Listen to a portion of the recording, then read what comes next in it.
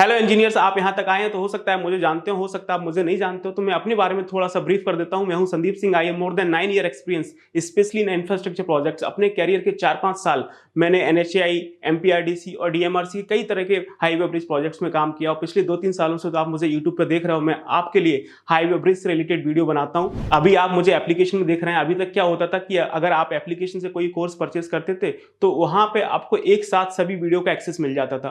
तो उसमें क्या दिक्कत आती थी, आपको कोई डाउट होता था तो आपको चैट सेक्शन में लिखना पड़ता था, अदरवाइज आपको कॉल करके पूछना पड़ता था। तो उसमें आपका टाइम वेस्ट होता था, सेम टाइम में आपके डाउट सॉल्व नहीं हो पाते थे। और दूसरी बात क्या, वो आपके प्री रिकॉर्डिंग सेशन होते थे। तो उसमें क्या होता था कि वन साइड कन्वर्सेशन होता था, तो वो इतना एंगेजिंग नहीं हो पाता था, आपको बोरियत लगती थी। इस इंस्टाग्राम और फेसबुक के रील के जमाने में आपका रिटेंशन टाइम बहुत कम हो गया है। तो वन साइड कन्वर्सेशन में आपका ना तो मन लगता था और चीजें बोरियत होने लगती थी। दूसरी बात, यदि आप यूट्यूब देख के आए हैं तो आपको पता है कि हम डेली आपके लिए यूट्यूब का वीडियो बनाते हैं, लेकिन यूट्यूब का जो वीडियो होता है वो 10 से 15 मिनट का होता है। उसमें आप कोई स्किल डेवलप नहीं कर सकते, उसमें आप किसी चीज के बारे में सीख नहीं सकते। हाँ, कोई टॉपिक में आपको डाउट है वो तो क्लियर कर सकते हो, लेकिन आप सोचो कि मैं कोई एक पर्टिकुलर स्किल डेवलप कर लूं, क्वांटिटी सर्विंग के बारे में सीख लूं, बिलिंग के बारे में सीख लूं, वो पॉसिबल नहीं है। क्यों पॉसिबल नहीं है? क्योंकि यूट्यूब पे जो कंटेंट होता है वो एक सिस्टमेटिक वे में नहीं होता है, एक सीक्वेंस वे में नहीं होता है, उसमें कोई प्रॉपर स्ट्रक्चर नहीं होता है, कोई केस स्टडी नहीं होती है, इसलिए आप वहां पे कोई स्किल डेवलप नहीं कर सकते हैं। तो इन सब चीजों का ध्यान रखते हुए रेनफोर्स आपके लिए लेके आया है ऑनलाइन लाइव सेशन,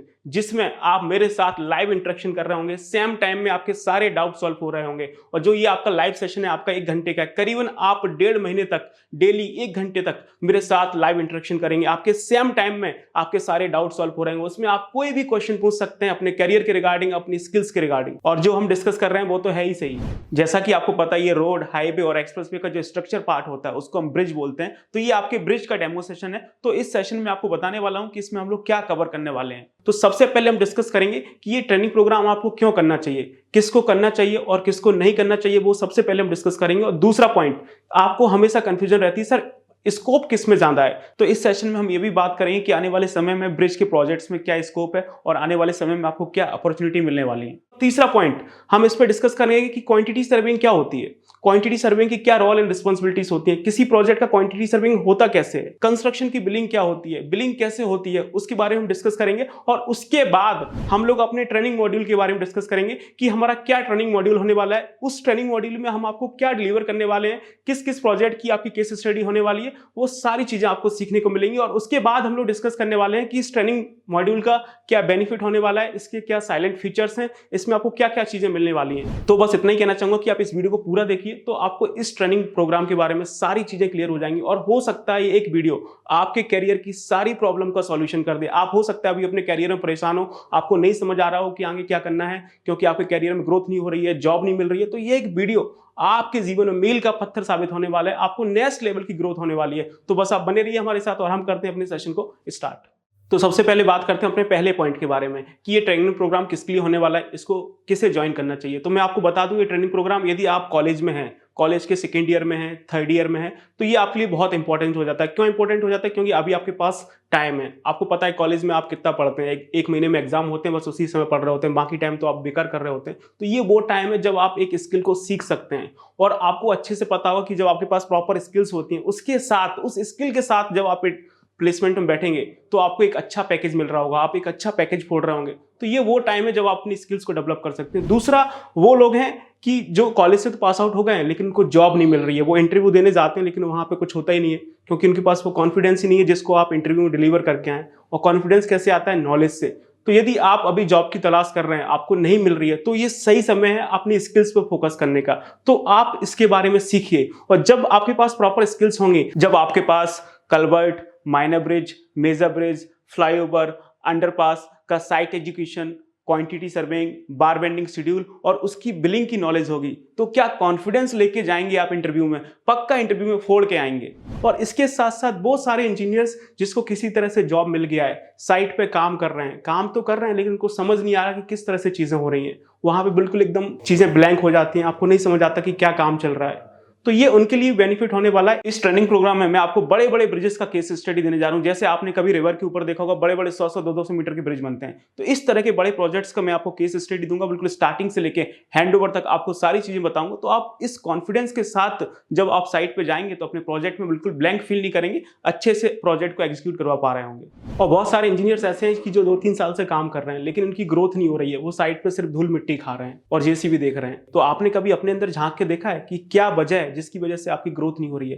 क्योंकि आपको वहां पे सीखने को नहीं मिल रहा। आप किसी प्रोजेक्ट में काम करते हैं तो वहां पे जो सीखने का प्रोसेस होता है वो बहुत स्लो होता है, ठीक है। आप धीरे धीरे वो प्रोजेक्ट आगे बढ़ता है तो आप उस प्रोजेक्ट के अकॉर्डिंग आप सीख रहे होते हैं। लेकिन इस ट्रेनिंग मॉड्यूल में मैं आपको अपने 8 से 9 साल का एक्सपीरियंस देने जा रहा हूं। तो जो चीज मैंने 8 से 9 साल में सीखी है वो सारा का सारा एनालिसिस मैं आपको 1.5 महीने में सिखाने वाला हूं। तो उन इंजीनियर्स के लिए भी ये ट्रेनिंग प्रोग्राम बहुत इंपॉर्टेंट होने वाला है, क्योंकि इसमें हम डिस्कस करने वाले हैं क्वांटिटी सर्विंग, हम इसमें डिस्कस करने वाले हैं बिलिंग इंजीनियरिंग, जो कि आपको व्हाइट कॉलर जॉब है। तो ये ट्रेनिंग मॉड्यूल आपको साइट से निकाल के आपको ऑफिस में लेके जा सकता है, आपको सीएस कॉर्पोरेट वाली फील्ड दे सकता है, जिसका सपना आप अपने कैरियर की स्टार्टिंग से देख रहे होते हैं। आप सभी इंजीनियर्स में से एक धड़ा वो भी है जो कि अपना काम स्टार्ट करना चाहता है, वो अपना स्टार्टअप करना चाहता है, कॉन्ट्रैक्टर बनना चाहता है। तो इस मॉड्यूल को डिस्कस करने के बाद, इस मॉड्यूल को सीखने के बाद आप अपना काम बहुत आसानी से स्टार्ट कर सकते हो और आपकी जो लॉस होने की पॉसिबिलिटीज हैं वो भी बहुत कम हो जाएंगी। और इसके साथ साथ आपको काम मिलने की पॉसिबिलिटीज बहुत बढ़ जाएंगी, क्योंकि आपको काम के बारे में, आपको प्रोजेक्ट के बारे में प्रॉपर नॉलेज होगी कि चीजें किस तरह से होती है मार्केट में। और इस सबके साथ साथ यदि आपका इंफ्रास्ट्रक्चर के प्रोजेक्ट्स में बहुत ज्यादा मन लगता है, आपकी इसमें रुचि है, आप इसमें अपना स्कोप दिख रहे हैं, तो ये ट्रेनिंग मॉड्यूल तो आपके लिए मील का पत्थर होने वाला है, जिसको सीख के आप इंफ्रास्ट्रक्चर प्रोजेक्ट्स में नई ऊंचाइयों पर जा सकते हैं, उसमें आप एक बेहतरीन कैरियर बना सकते हैं। तो अभी तक मैंने ये डिस्कस किया कि ये ट्रेनिंग मॉड्यूल किसके लिए होने वाला है और किसको ज्वाइन करना चाहिए। आगे हम चलते हैं, जो कि सबसे इंपॉर्टेंट चीज है वो है स्कोप। आप लोगों को हमेशा ये डाउट रहता है कि सर इसमें कितना स्कोप है, तो मैं आपको बता दूं कि इंफ्रास्ट्रक्चर प्रोजेक्ट्स में कितना स्कोप है। आपको हो सकता है पता, हो सकता है आपको नहीं पता हो। मैं आपको बता दूं कि आज इंडिया यूएस के बाद दुनिया का सबसे बड़ा रोड नेटवर्क वाला देश हो गया है। हमारा देश इतना डेवलप कर रहा है, इंफ्रास्ट्रक्चर में गवर्नमेंट इतना पैसा खर्च कर रही है, और आप बात कर रहे हैं स्कोप की। आप यकीन नहीं मानेंगे, पिछले 9 सालों में हमारे रोड नेटवर्क में 59% की ग्रोथ हुई है। और आप देखेंगे आने वाले समय में इंडिया दुनिया का सबसे बड़ा रोड नेटवर्क वाला देश होगा। यदि इंडिया को डेवलप करना है, इंडिया अभी डेवलपिंग कंट्री है, और एक डेवलप कंट्री बनना है तो उसको अपने इंफ्रास्ट्रक्चर में पैसे खर्च करने होंगे, क्योंकि बिना इंफ्रास्ट्रक्चर के कोई भी कंट्री इतना ग्रो नहीं कर सकती है। अब इसमें इंफ्रास्ट्रक्चर का क्या रोल है? जब हमारे देश में इतना रोड, हाईवे और एक्सप्रेसवे बनता है तो उसके साथ साथ आपके स्ट्रक्चर्स भी तो बन रहे होते हैं, जो आपके कल्वर्ट्स हैं, जो आपके माइनर ब्रिजेस हैं, मेजर ब्रिजेस हैं, अंडरपास हैं, आपके फ्लाईओवर हैं, आरओबी हैं, आरयूबी हैं, ये सब आपके रोड, हाईवे, एक्सप्रेसवे का स्ट्रक्चर पार्ट है। आप ऐसा नहीं कि खाली पीली जाके सिर्फ यमुना नदी पे ब्रिज बना देंगे, एक कोने से दूसरे कोने जाना है, या फिर आप गंगा नदी पे ब्रिज बना देंगे। जब कोई रोड, हाईवे, एक्सप्रेसवे बनता है तो उसके बीच में कोई ऑब्स्टिकल्स आता है, चाहे वो आपका नेचुरल ऑब्स्टिकल्स हो, चाहे वो आपके फिजिकल ऑब्स्टिकल्स हो, तभी तो हम वहां पे ब्रिज बनाते हैं। तो आप एक जस्ट फॉर एग्जांपल देखेंगे कि यदि आप कोई 200 से 250 किलोमीटर का कोई हाईवे बनाते हैं, एक्सप्रेस बनाते हैं, तो आप उसमें देखेंगे कम से कम 30 से 40 कलवर्ट बन रही होती हैं, 12 से 15 फ्लाईओवर बन रहे होते हैं, 8 से 10 आपकी जो माइनर ब्रिजेस हैं वो बन रहे होते हैं, 3-4 आपके आरओबी, आरयूबी बन रहे होते हैं। तो इतना सारा रोड, हाईवे, एक्सप्रेसवे में आपका स्कोप है। तो जब रोड, हाईवे, एक्सप्रेसवे बनेगा तो उसके साथ साथ हमारे स्ट्रक्चर्स भी तो बनेंगे। तो जो आपका ब्रिज है वो कोई अलग से नहीं आया है, जो आपका ब्रिज है वो आपका रोड, हाईवे, एक्सप्रेसवे का ही पार्ट है। जो हाईवे में काम करते हैं वो आपके हाईवे इंजीनियर होते हैं, वो अलग से काम कर रहे होते हैं। जो स्पेशली ब्रिज में काम करते हैं वो आपके ब्रिज के इंजीनियर होते हैं। तो वहां पे भी उतनी अपॉर्चुनिटी है जितनी आपके हाईवे के प्रोजेक्ट्स में है। तो जब आपका रोड, हाईवे, एक्सप्रेसवे में इतना स्कोप होगा, क्योंकि हमारे देश का इंफ्रास्ट्रक्चर डेवलप कर रहा है, तो आपके ब्रिज के प्रोजेक्ट्स में भी स्कोप होगा। सिंपल सी बात है, तो आपको टेंशन ही नहीं लेनी है। तो आई होप अभी आपका स्कोप वाला डाउट तो क्लियर हो गया होगा कि इंफ्रास्ट्रक्चर प्रोजेक्ट्स में कितना स्कोप है। तो जो मैंने अपने 8 से 9 साल के कैरियर में सीखा, वो सारा का सारा एक्सपीरियंस मैं आपको साइट की फोटोज के साथ, साइट की वीडियोस के साथ, एनिमेशन के साथ और प्रॉपर आईआरसी और मॉर्थ की रिकमेंडेशन के साथ मैं आपको डिलीवर करने जा रहा हूं। तो इसको सीखने के बाद अभी आप जहां पे हैं वहां से आप एक कदम आगे जा सकते हैं, यदि आप इसको सीख के प्रॉपर तरह से आप इंप्लीमेंटेशन करेंगे। आगे चलते हैं, अब बात करेंगे अपने तीसरे पॉइंट की कि क्वांटिटी सर्वेइंग क्या होता है, क्वांटिटी सर्वेयर की एक प्रोजेक्ट में क्या रोल एंड रिस्पॉन्सिबिलिटीज होती हैं, और किसी प्रोजेक्ट का हम क्वांटिटी सर्वेइंग कैसे करते हैं। तो आप बने रहिए हमारे साथ। आप एक अच्छा क्वांटिटी सर्वे बनना चाहते हैं या फिर बनने का सोच रहे हैं, तो सबसे पहले आपको ये तो पता हो कि क्वांटिटी सर्विंग होती क्या है, हम क्यों क्वांटिटी सर्विंग करते हैं, और किसी प्रोजेक्ट की क्वांटिटी सर्विंग कैसे होती है, क्या आपको पता है? तो चलिए सबसे पहले हम यही डिस्कस कर लेते हैं कि क्वांटिटी सर्विंग होती क्या है। कोई सा भी कंस्ट्रक्शन प्रोजेक्ट हो, चाहे वो आपका कलवर्ट हो, चाहे वो आपके माइनर ब्रिजेस हो, चाहे वो आपका मेजर ब्रिजेस हो, चाहे वो आपके अंडरपासेस हो, चाहे वो आपके फ्लाईओवर हो, चाहे वो आपका आरओबी हो, चाहे वो आपका आरयूबी हो, किसी भी तरह का ब्रिज हो या फिर किसी भी तरह का कंस्ट्रक्शन प्रोजेक्ट हो, तो किसी भी कंस्ट्रक्शन प्रोजेक्ट को साइट पे कंप्लीट करने के लिए क्या काम करना पड़ेगा उसको फाइंड आउट करना, उस काम को कितनी क्वांटिटी में करना पड़ेगा उसको फाइंड आउट करना, और उस क्वांटिटी को हमें साइट पे एक्सक्यूट करना है ताकि वो प्रोजेक्ट कंप्लीट हो सके। तो क्या क्या रिसोर्सेस लगेंगे, कितना मटेरियल लगेगा, कितनी मैन पावर लगेगी, कितनी मशीनरी लगेगी, और उसको अरेंज करने में कितना पैसा लगेगा, that is called your quantity surveying. ये क्वांटिटी सर्वेइंग का बेसिक होता है, या फिर आप ये समझिए क्वांटिटी सर्वेइंग का बेस होता है। Quantity surveying is all about 4M। First M for material, second M for manpower, third M for machinery, और इन तीनों को अरेंज करने के लिए fourth M is your money. तो ये चार चीजों को आपका प्रॉपर एनालिसिस होना चाहिए कि कोई सा भी आप काम करें तो उस काम में कितना मटेरियल, कितनी मैन पावर, कितनी मशीनरी, और उसमें कितना पैसा लगेगा। अगर आप इसको बहुत अच्छे से एनालिसिस कर लेते हैं तो आप यकीन मानिए कि आप एक बहुत अच्छा क्वांटिटी सर्वेयर बन जाएंगे, एक बहुत अच्छा सिविल इंजीनियर बन जाएंगे, क्योंकि आप भी इंजीनियर हैं, मैं भी इंजीनियर हूं। आपको पता है इसके अलावा क्या लगता है, कोई सा भी काम कर लीजिए, कोई सा भी कंस्ट्रक्शन कर लीजिए, तो उसमें मटेरियल, मैन पावर, मशीनरी और पैसे के अलावा क्या लगता है, सबसे बेसिक चीज तो यही होती है। तो बस इसकी आपको नॉलेज होनी चाहिए, यही तो क्वांटिटी सर्वेइंग का बेसिक होता है। जबकि क्वांटिटी सर्वेयर का जो अल्टीमेट गोल है, जिसके लिए क्वांटिटी सर्वेयर पैदा हुआ है, वो है बीओक्यू बनाना, यानी bill of quantity banana. BOQ आप तभी बना पाएंगे जब आपको इन सब चीजों का नॉलेज होगा। चलिए मैं आपको यहाँ पे एक बार और ब्रीफ कर देता हूँ कि क्वांटिटी सर्वेयर क्या होता है, तो आपको बहुत अच्छे से समझ में आ जाएगा। तो यहाँ पे देख सकते हैं कि क्वांटिटी सर्वेयर क्या होता है कि कोई सा भी हम कंस्ट्रक्शन प्रोजेक्ट करने जा रहे हैं, तो उस प्रोजेक्ट को साइट पे कंप्लीट करने के लिए क्या काम करना पड़ेगा उसको फाइंड आउट करना। काम को ही हम लोग टेक्निकल भाषा में आइटम बोलते हैं, बिलिंग की भाषा में आइटम बोलते हैं,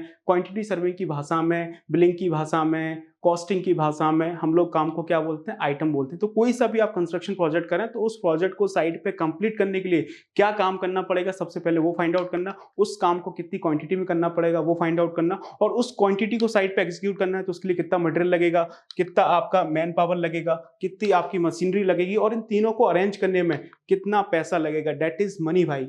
तो this is the basic of your quantity serving. जब आपको मटेरियल, मैन पावर, मशीनरी और पैसे की समझ होगी ना, तो आप किसी प्रोजेक्ट को बहुत अच्छे से हैंडल कर सकते हैं। क्वांटिटी सर्विंग का ये तो बेसिक है, इसका यूज करके हम अपना बीओक्यू बना रहे होते हैं, जो कि क्वांटिटी सर्वेयर का अल्टीमेट गोल है, बिल ऑफ क्वांटिटी। अब कैसे बनाते हैं उस पर अभी हम लोग आगे डिस्कशन करेंगे। तो नेक्स्ट जो हमारा डिस्कशन होने वाला है, how to do the quantity surveying of bridge project, step by step process, की जो आपके ब्रिज के प्रोजेक्ट्स होते हैं उसका आप क्वांटिटी सर्विंग कैसे कर सकते हैं, उसका मैं आपको यहाँ पे पूरा एक स्टेप बाय स्टेप फॉर्मूला देने जा रहा हूँ। तो कैसे होगा वो आप यहाँ पे देखिए। सबसे पहले हम लोग क्या करते हैं, क्वांटिटी सर्विंग करते हैं। तो क्वांटिटी सर्विंग में सबसे पहले हम लोग क्या कर रहे हैं, find out all the possible items और वर्क, कि जो भी आप ब्रिज प्रोजेक्ट बनाने जा रहे हैं उस ब्रिज प्रोजेक्ट को अगर हमें साइट पे कंप्लीट करना है तो उसके लिए क्या क्या काम करना पड़ेगा, उस काम को फाइंड आउट करना। अब हमें क्या क्या काम करना पड़ सकता है, जब तक आपको काम की समझ नहीं होगी तब तक आप एक अच्छा क्वांटिटी सर्वेयर नहीं बन सकते हैं। एक क्वांटिटी सर्वेयर के लिए क्वांटिटी इतनी इंपॉर्टेंट नहीं है जितना काम की समझ होना बहुत इंपॉर्टेंट। यदि आपको काम ही नहीं पता है तो आप क्वांटिटी किसकी निकालेंगे। मैं हमेशा यही एग्जांपल देता हूं, यदि आपकी मदर आपको बोले कि बेटा मार्केट जाना है और 5 किलो सब्जी लेके आनी है, तो क्या सब्जी लेके आएंगे, आपके पास क्वांटिटी तो है 5 किलो, लेकिन क्या सब्जी लेके आनी है। इसलिए बोल रहा हूं एक क्वांटिटी सर्वेयर के लिए काम की समझ होना बहुत जरूरी है कि किसी प्रोजेक्ट्स में क्या क्या काम होता है, और हर एक प्रोजेक्ट्स में अलग अलग काम होता है। बिल्डिंग प्रोजेक्ट्स में अलग काम होता है, आपके हाईवे के प्रोजेक्ट्स में अलग काम होते हैं, ब्रिज के प्रोजेक्ट्स में अलग काम होते हैं। तो एक क्वांटिटी सर्वेयर के लिए क्वांटिटी निकालने से कहीं ज्यादा इंपॉर्टेंट है कि उसको उस प्रोजेक्ट में काम की समझ हो, आइटम की समझ हो। यदि आपकी मदर आपको प्रॉपर बोले कि बेटा मार्केट में जाना, 2 किलो आलू लेके आना, 1 किलो प्याज लेके आना और 2 किलो टमाटर लेके आना, तो अब आपके पास आइटम भी है, आलू प्याज टमाटर, और उसकी क्वांटिटी भी है, आप इजिली मार्केट में जाके खरीद सकते हैं। तो इसलिए मैं आपको बोल रहा हूं सबसे पहले आपको काम की समझ होना बहुत जरूरी है। तो ऐसे क्वांटिटी सर्वेयर सबसे पहले हम लोग क्या करते हैं कि किसी प्रोजेक्ट को साइट पे एग्जीक्यूट करना है तो उसके लिए क्या काम करना पड़ेगा, find out all the possible items और वर्क। अब एक ब्रिज के प्रोजेक्ट में क्या काम होता है वो मैं आपको यहाँ पे ब्रीफ कर देता हूँ। ये देखेंगे, सबसे पहले अगर हम किसी भी ब्रिज का कंस्ट्रक्शन करते हैं तो उसका हमें क्या बनाना होता है, फाउंडेशन बनाना होता है। फाउंडेशन में आप देखेंगे तो ब्रिज में हमारे पास 2 ऑप्शन होते हैं। पहला ऑप्शन क्या होता है, ओपन फाउंडेशन, और दूसरा ऑप्शन क्या होता है, आपका डीप फाउंडेशन। तो ऐसे ओपन फाउंडेशन हमारा क्या आता है, राफ्ट आता है। तो सबसे पहले हमारे फाउंडेशन में क्या बनेगा, राफ्ट बनेगा। और राफ्ट बनेगा तो उसमें क्या क्या काम होगा, सबसे पहले आपका अर्थवर्क एक्सकवेशन का काम होगा, तो उसका आइटम बनेगा आपका मीटर क्यूब में। उसके बाद आपका पीसीसी डाला जाएगा, प्लेन सीमेंट कंक्रीट, तो उसका आइटम बनेगा। उसके बाद हमारा स्टील रीइंफोर्समेंट लगेगा, सरिया लगेगा, तो उसका आइटम बनेगा आपका मीट्रिक टन में। फिर इसमें आपका आरसीसी डाला जाएगा, यानी reinforced cement concrete, as per design जो भी आपको ड्राइंग में दिया है, तो उसका आइटम बनेगा मीटर क्यूब में। तो ये सारे काम तो आपके फाउंडेशन में हो रहे होते हैं। एक ब्रिज के प्रोजेक्ट्स में आपको 3 पार्ट मिलते हैं, फाउंडेशन, सब स्ट्रक्चर, सुपर स्ट्रक्चर, और तीनों में आपका अलग अलग काम होता है और उसकी कॉस्टिंग और उसके आइटम्स भी अलग अलग बनते हैं। उसी हिसाब से हम लोग उसका रेट एनालिसिस और उसकी कॉस्टिंग कर रहे होते हैं। तो यदि ओपन फाउंडेशन है तो उसमें इतने सारे आइटम्स बन जाएंगे। और उसके बाद देखेंगे यहाँ पे आपका क्या है, डीप फाउंडेशन है। डीप फाउंडेशन में हमारे पास 2 ऑप्शन है, या तो आपका पाइल फाउंडेशन आएगा या फिर आपका क्या आएगा, ये बेल फाउंडेशन आएगा। तो ये आपका पाइल फाउंडेशन है, इसमें भी आपके अलग अलग आइटम्स बनते हैं। आपका जो पाइल है उसका आइटम बनेगा आपका रनिंग मीटर में, और इसके बाद इसमें जो आपका स्टील रिइंफोर्समेंट आएगा उसका आइटम बनेगा आपका मीट्रिक टन में, ठीक है ना। उसी तरह से आप यहाँ पे देखेंगे ये आपका बेल फाउंडेशन है। तो बेल फाउंडेशन में भी बहुत अलग अलग तरह के आइटम्स बनते हैं। जैसे बेल फाउंडेशन में सबसे पहले हमें एक टेम्परेरी आइसलैंड बनाना होता है, तो उसका आइटम बनता है नंबर्स में। फिर हमें सर्विस रोड बनानी होती है आगे तक अप्रोच करने के लिए, तो वो हमारा बनता है रनिंग मीटर में। और उसके बाद देखेंगे हमारा जो बेल फाउंडेशन होता है उसमें सबसे पहले एक नीचे कटिंग एज लगा होता है एमएस स्टील का, उसका आइटम बनता है मीट्रिक टन में। फिर उसके बाद अलग अलग तरह का काम होता रहता है। आपकी बेल की स्टीनिंग होती है, ठीक है ना, फिर आपके बॉटम पे लगाते हैं, टॉप लगाते हैं, ठीक है ना, फिर हमारा बेल कैप बनता है। तो सब में अलग अलग आइटम बनते हैं। कंक्रीट है तो मीटर क्यूब में चला जाएगा, आपका स्टील रीइंफोर्समेंट है तो फिर वो आपका मीट्रिक टन में चला जाएगा। अगर बेल फाउंडेशन है नहीं है तो नहीं होगा। तो ये सब आपको समझ होनी चाहिए। यदि आप ये सब आपको समझ नहीं है तो आप क्वांटिटी सर्विंग का काम कैसे करेंगे? जब आपको आइटम ही नहीं पता है तो फिर क्वांटिटी किसकी निकालोगे? उसके बाद देखेंगे हमारा क्या आता है, जब फाउंडेशन बनके तैयार होता है, चाहे वो आपका राफ्ट आए, चाहे वो आपकी पाइल आए, चाहे वो आपका बेल फाउंडेशन है, तो जब हमारा एक ब्रिज का फाउंडेशन बनके काम हो जाता है तो उसके बाद हमारा बनता है अबटमेंट, जो कि एक आरसीसी का स्ट्रक्चर होता है। मैं आपको थोड़ा सा ब्रीफ कर दूं, जहां से आपका ब्रिज स्टार्ट होता है और जहां पे ब्रिज खत्म होता है वहां पे हम बनाते हैं इस तरह का अबटमेंट, जो कि आरसीसी का स्ट्रक्चर होता है। पीछे से जो आपकी अप्रोच की सॉइल आ रही है जो कि रोड को ब्रिज से कनेक्ट करेगी, उसको रोक के रखता है। तो ये हमारा अबटमेंट का काम होता है। तो एक ब्रिज में 2 अबटमेंट बनते हैं, एक स्टार्टिंग में और दूसरा एंड में। तो अबटमेंट का जो काम होता है उसमें बहुत सारे काम होते हैं। पहले अबटमेंट का सरिया लगेगा तो उसका आइटम बनेगा मीट्रिक टन में। फिर हम लोग अबटमेंट में क्या करेंगे, आरसीसी डालेंगे तो उसका आइटम बनेगा आपका मीटर क्यूब में, जो भी आपका डिजाइन के हिसाब से उसमें हम कंक्रीटिंग कर रहे हैं। इसी तरह से आप देखेंगे हमारा क्या होता है, अबटमेंट के पीछे हमारी रिटर्न बॉल बनती हैं, आपकी बिंग बॉल बनती हैं, तो उसके आइटम्स बनते हैं। ये देखेंगे जो आपका अबटमेंट है उसके पीछे हमने क्या बना रखा है, ये बिंग बॉल बना रखा है। यहाँ पे एक बिंग बॉल आ रहा है, एक आपका बिंग बॉल आ रहा है, ये भी पीछे अप्रोच की सॉइल को रोकने का काम कर रहा है। तो इसमें भी जो आपका फाउंडेशन बनेगा उसमें आइटम बनेंगे। इसमें जो आपका स्टील रिइंफोर्समेंट आएगा उसका आपका मीट्रिक टन में आइटम बनेगा। यहाँ पे जो कंक्रीटिंग होगी उसका आइटम बनेगा आपका मीटर क्यूब में। यहाँ पे देखेंगे जो बॉल आपके पैरेलल होती है उसको बोलते हैं रिटर्न बॉल। तो जो आप ये वाली बॉल देख पा रहे हैं, ये वाली, इसको बोलते हैं रिटर्न बॉल, जो कि पैरेलल टू एम्बैकमेंट होती है। तो इसमें अलग आइटम्स बनेंगे। ये हमारी बिंग बॉल है, इसमें आइटम अलग बनेंगे। तो ये आपको समझ होनी चाहिए, नहीं होगी तो कैसे क्वांटिटी सर्विंग करेंगे। उसके बाद देखेंगे आप यहाँ पे कि जो आपका अबटमेंट होता है उसमें आपको इस तरह से ये होल्स दिख रहे होंगे, तो ये हमारे बीफ होल्स होते हैं। तो बीफ होल्स का आइटम बनता है किसमें, नंबर्स में। तो ये आपके अबटमेंट बॉल के बीफ होल्स हैं, और ये आप देखेंगे हमारा जो रिटर्न बॉल है उसके बीफ होल्स हैं। थोड़ा सा ब्लर दिख रहा है लेकिन दिख रहा होगा। आगे चलेंगे, ये देखेंगे हमारा आता है पियर। जो आपके ब्रिजेस होते हैं उसकी स्टार्टिंग और एंड में तो आपके अबटमेंट आते हैं, लेकिन एक ब्रिज को बीच में सपोर्ट करने के लिए जो आपके वर्टिकल मेंबर होते हैं उसको बोलते हैं हम लोग पियर, ठीक है ना। तो जैसे अबटमेंट का फाउंडेशन बनाता है वैसे पियर के फाउंडेशन बनेगा, उसका आइटम बनेगा। फिर उसके ऊपर से आता है पियर की साफ्ट। ये पियर की साफ्ट है तो उसमें आपका पहले स्टील रीइंफोर्समेंट लगेगा तो उसका आइटम बनेगा मीट्रिक टन में। फिर हम इसमें आरसीसी डालेंगे तो उसका आइटम बनेगा मीट्रिक टन में। उसके ऊपर से इसका कैप आएगा तो इस कैप में सरिया लगेगा तो उसका आइटम बनेगा मीट्रिक टन में। और फिर इसमें आपकी कंक्रीटिंग होगी तो उसका आइटम बनेगा आपका मीटर क्यूब में। तो ये आपका सब स्ट्रक्चर का पार्ट है। तो सब स्ट्रक्चर में जितनी भी कंक्रीटिंग होगी वो आपकी मीटर क्यूब में जाएगी, आपकी कंक्रीट की ग्रेड के हिसाब से। सब स्ट्रक्चर में जितना भी स्टील रीइंफोर्समेंट आएगा वो पूरा एक आइटम बनेगा मीट्रिक टन के हिसाब से। उसके बाद देखेंगे आप, ये हमारा क्या आता है, पेडिस्टल आता है। अबटमेंट के ऊपर पेडिस्टल्स बनेंगे और आपके पियर के ऊपर पेडिस्टल्स बनेंगे। तो ये आपका पेडिस्टल है, इस पेडिस्टल में आपकी कंक्रीटिंग होगी, आपका इसमें स्टील रीइंफोर्समेंट आएगा। ये सब आपका आइटम बनेगा ब्रिज के सब स्ट्रक्चर में। नेक्स्ट आपकी बियरिंग्स आती है, देखेंगे आपकी बियरिंग्स हैं। तो एक प्रोजेक्ट में आपको अलग अलग तरह की बियरिंग्स देखने को मिल जाती हैं, चाहे वो आपकी इलास्टोमेरिक बियरिंग हो, चाहे वो आपकी पिन गाइडेड बियरिंग्स हो, चाहे वो आपकी रॉकर रोलर बियरिंग हो, चाहे आपकी वो स्लाइडिंग प्लेट बियरिंग्स हो। तो ये आपका बियरिंग है। बियरिंग का क्या है, ये बियरिंग आपके ब्रिज का सब स्ट्रक्चर पार्ट है, तो उसके आइटम्स अलग बनते हैं। अलग अलग तरह की बियरिंग्स है तो उसके आइटम अलग अलग तरह के बनते हैं। तो ये आपका सब स्ट्रक्चर का पार्ट है। इसके बाद फिर हमारा क्या शुरू होता है, सुपर स्ट्रक्चर शुरू होता है। अब सुपर स्ट्रक्चर्स में आपके अलग तरह के आइटम बनते हैं। पूरे ब्रिज में होता कुछ नहीं है। पूरे ब्रिज में आप देखेंगे तो मोटा मोटी आपको क्या मिलता है, कंक्रीट और सरिया यही होता है। बाकी कुछ गिने चुने आइटम्स हैं वो आपके आते हैं, जैसे कि मैंने आपको बताया वीप होल्स, जैसा कि मैंने आपको बताया बियरिंग्स। बाकी मोस्टली तो आपको कंक्रीट और सरिया ही मिल रहा होता है, लेकिन जो भी कंक्रीट और सरिया आ रहा है वो फाउंडेशन का अलग एनालिसिस होता है, सब स्ट्रक्चर का अलग होता है, सुपर स्ट्रक्चर का अलग होता है, क्योंकि तीनों की कॉस्टिंग अलग होती है। फाउंडेशन जमीन के नीचे चला जाता है, सब स्ट्रक्चर बीच में रहता है, सुपर स्ट्रक्चर हवा में टंग जाता है। तो सबको बनाने में अलग अलग पैसा खर्च होता है, सबकी अलग अलग कॉस्टिंग होती है, इसलिए हम लोग आइटम अलग अलग बनाते हैं।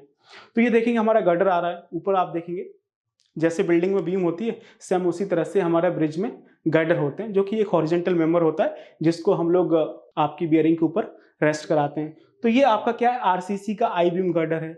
इसी तरह से हमारा क्या है, ये पीएससी गर्डर होता है। तो इनके अलग अलग आइटम्स बनते हैं। आपका जो आरसीसी का गर्डर है उसका स्टील रिइंफोर्समेंट का आइटम बनेगा मीट्रिक टन में, आपकी उसमें जो कंक्रीटिंग होगी उसका आइटम बनेगा मीटर क्यूब में। उसी तरह से ये आपका पीएससी गर्डर है, तो इसका आइटम अलग तरह से बनता है, क्योंकि इसमें चीजें अलग तरह से होती है, इसमें स्ट्रेसिंग भी करनी होती है और बहुत सारे अलग से आइटम्स भी लगते हैं, जैसे इसमें सीथिंग पाइप लगा हुआ है, एनकरेज कॉन लगती है, एनकरेज हेड लगता है, इसमें आपके टेंडेंस यानी आपका वायर रिइंफोर्समेंट डाला जाता है, फिर उसकी हाइड्रोलिक जैक लगा के स्ट्रेसिंग होती है। तो इसमें अलग तरह से आइटम बनते हैं। तो ये आपका क्या है, मेन गर्डर। इसी तरह से इसमें क्रॉस गर्डर भी आते हैं, तो उनका भी आइटम बनता है। आपका जो कंक्रीटिंग होती है वो आपकी मीटर क्यूब में जाएगी, और जो आपका स्टील रिइंफोर्समेंट है वो आपका मीट्रिक टन में जाएगा। उसके बाद देखेंगे कभी कभी आपको इस तरह से बॉक्स कटर देखने को मिल जाते हैं, जो कि आपको मोस्टली आपको कभी कभी फ्लाईओवर्स में या फिर कभी कभी आपको वायडक्ट में जो आपकी एलिवेटेड रोड होती है, और मोस्टली आपको ये मेट्रो वाले ब्रिजेस में देखने को मिल रहा होता है। और ये इसके ऊपर से आप देखेंगे इस तरह से हमारा डेक स्लैब आ जाता है। तो डेक स्लैब आएगा तो सबसे पहले हमें उसमें इस तरह से स्टील रिइंफोर्समेंट डालना पड़ेगा, तो उसका आइटम बनेगा आपका मीट्रिक टन में कि कितना टन सरिया लग रहा है, और उसके बाद उसकी कंक्रीटिंग होगी तो उसका आइटम बनेगा कि उसमें कितना मीटर की कंक्रीट लग रही है। उसका नेक्स्ट देखेंगे आप, जो हमारा डेक स्लैब होता है उसके ऊपर आपका इस तरह से पैरापेट बॉल आता है सेफ्टी पर्पज से, ताकि कोई ऊपर से नीचे न टपक जाए। तो जो आपका पैरापेट बॉल होता है आरसीसी का, उसका आइटम बनता है आपका रनिंग मीटर में। उसके बाद देखेंगे सेफ्टी पर्पज से यहाँ पे और भी काम होता है। बीच में आप देखेंगे हमारा क्रैश बैरियर लगता है। कभी कभी आपने देखा होगा ब्रिज के ऊपर आपका कैरेज भी अलग होता है और आपका फुटपाथ अलग होता है, तो उसको सेपरेट करने के लिए हमारा क्रैश बैरियर आ रहा होता है। जैसा कि आप यहाँ पे देख रहे हैं, ये हमारा मेन कैरेज है जिसके ऊपर ये ऑटो जा रहा है। उसके साइड में देखेंगे ये हमारा क्या है, फुटपाथ है, पैदल यात्रियों के लिए। तो फुटपाथ और कैरेज वे को अलग करने के लिए हमने यहाँ पे क्रैश बैरियर बनाया हुआ है। तो इस क्रैश बैरियर का जो आइटम बनता है वो बनता है रनिंग मीटर में, कॉन्क्रीट के पर्पज में। बाकी स्टील में तो मीट्रिक टन में जा रहा होता है। वहां पे देखेंगे इसकी साइड में हमने ये यहाँ पे क्या लगा रखा है, आपकी एमएस स्टील की हैंड रेल लगा रखी है, ताकि जो इसके ऊपर चल रहा है वो टपक के नीचे ना गिर जाए। तो इस हैंड रेल का आइटम बनता है आपका रनिंग मीटर में। यहाँ पे देखेंगे हमने गार्ड रेल लगा रखी है आपकी कंक्रीट की, बीच में आपके स्टील के पोस्ट भी हैं, तो इसका आइटम बनता है आपका रनिंग मीटर में। इसके पीछे आप देखेंगे यहाँ पे ध्यान से तो आपको समझ आएगा, यहाँ पे ये आपका क्रैश बैरियर जा रहा है, यहाँ पे देखेंगे पूरा क्रैश बैरियर जा रहा है। ये हमारा क्या है, मेटल का क्रैश बैरियर होता है, इसको बोलते हैं W metal beam crash barrier. इसका आइटम भी बनता है रनिंग मीटर में। तो आइटम की समझ होना बहुत जरूरी है, आइटम की समझ नहीं होगी तो क्वांटिटी कैसे निकालोगे आप। उसके बाद देखेंगे ये हमारा एक्सपेंशन जॉइंट आता है। ब्रिज हमारा क्या स्पान बाय स्पान बनता है, जब एक स्पान दूसरे स्पान से कनेक्ट होता है तो बीच में हम क्या प्रोवाइड करते हैं, एक्सपेंशन जॉइंट, जो कि टेम्परेचर वेरिएशन की वजह से जो भी एक्सपेंशन कॉन्ट्रैक्शन होता है उसको अलाउ करता है, ताकि कोई क्रैक्स डेवलप नहीं हो। तो ये हमारा एक्सपेंशन जॉइंट है, इसका आइटम बनता है आपका रनिंग मीटर में। और उसके ऊपर सबसे टॉप में आता है ये हमारा क्या, बियरिंग कोट। जो आपकी डेक स्लैब होती है कंक्रीट की होती है, उस डेक स्लैब के ऊपर हम लोग क्या करते हैं, एक आपका 50 mm का, 60 mm का, 70 mm का एज पर डिजाइन एक बियरिंग कोट डालते हैं, जो कि सीमेंट कंक्रीट का भी हो सकता है और आपका जो बिटुमिनस कंक्रीट होती है उसका भी हो सकता है। मोस्टली आपको बिटुमिनस कंक्रीट का ही मिलता है, और इसका जो आइटम वो आपका मीटर क्यूब बनता है। नेक्स्ट आप देखेंगे यहाँ पे आपकी अप्रोच स्लैब आती है। जब कोई सा भी आपका रोड या फिर हाईवे ब्रिज से कनेक्ट होता है तो बीच में हमें एक अप्रोच प्रोवाइड करनी पड़ती है, जिसको हम लोग बोलते हैं अप्रोच स्लैब। तो अप्रोच स्लैब के पीसीसी का आइटम बनता है मीटर क्यूब में। उसके बाद अप्रोच स्लैब में जो सरिया आ रहा है उसका आइटम बनता है मीट्रिक टन में। उसके बाद अप्रोच स्लैब में जो आपकी कंक्रीटिंग होगी उसका आइटम होता है आपका मीटर क्यूब में। तो उस तरह से चीजें होती हैं। नेक्स्ट देखेंगे आप, ये हमारा रिवर प्रोटेक्शन वर्क है। तो इतना सारा हमने काम देखा, ये सारा काम हमारा क्या है, आपके ब्रिज का मेन स्ट्रक्चर वर्क था, ठीक है ना, मेन स्ट्रक्चर वर्क है। अब उस मेन स्ट्रक्चर को प्रोटेक्ट करने के लिए हमें इतना सारा रिवर प्रोटेक्शन वर्क करना पड़ता है। एक ब्रिज तभी तक स्टेबल है जब तक उसके आसपास की सॉइल स्टेबल है। जैसे ही ब्रिज के आसपास की सॉइल गायब हुई, मानिए आपका ब्रिज कोलैप्स कर गया, तो यहाँ पे बहुत सारा रिवर प्रोटेक्शन वर्क करना पड़ता है, स्पेशली छोटे वाले प्रोजेक्ट्स में। जैसे आपका कोई कल्वर्ट हो गया या फिर कोई आपका मल्टी सेल माइनर ब्रिजेस हो गया, इस तरह के प्रोजेक्ट्स में हमें रिवर प्रोटेक्शन वर्क करना पड़ता है। एक स्ट्रक्चर के आसपास की सॉइल को होल्ड करके रखना पड़ता है, जबकि बड़े प्रोजेक्ट्स में इतना फर्क नहीं पड़ता। जैसे 100-100, 200-200 मीटर के जो मेजर ब्रिजेस होते हैं उसमें इन आइटम्स की कोई खास जरूरत पड़ती नहीं है, लेकिन जो आपके कल्वर्ट्स हैं, जो आपके माइनर ब्रिजेस हैं, मल्टी सेल वाले, उसमें बहुत जरूरत पड़ती है। तो आप एक टॉय बॉल का आइटम बनता है, ये देखेंगे, ये हमारा एक टॉय बॉल है, इसका आइटम बनता है आपका मीटर क्यूब में, पीसीसी का होता है M15 ग्रेड का। उसके बाद ये आपकी कर्टन बॉल होती है, इसका भी आइटम बनता है आपका मीटर क्यूब में, पीसीसी का होता है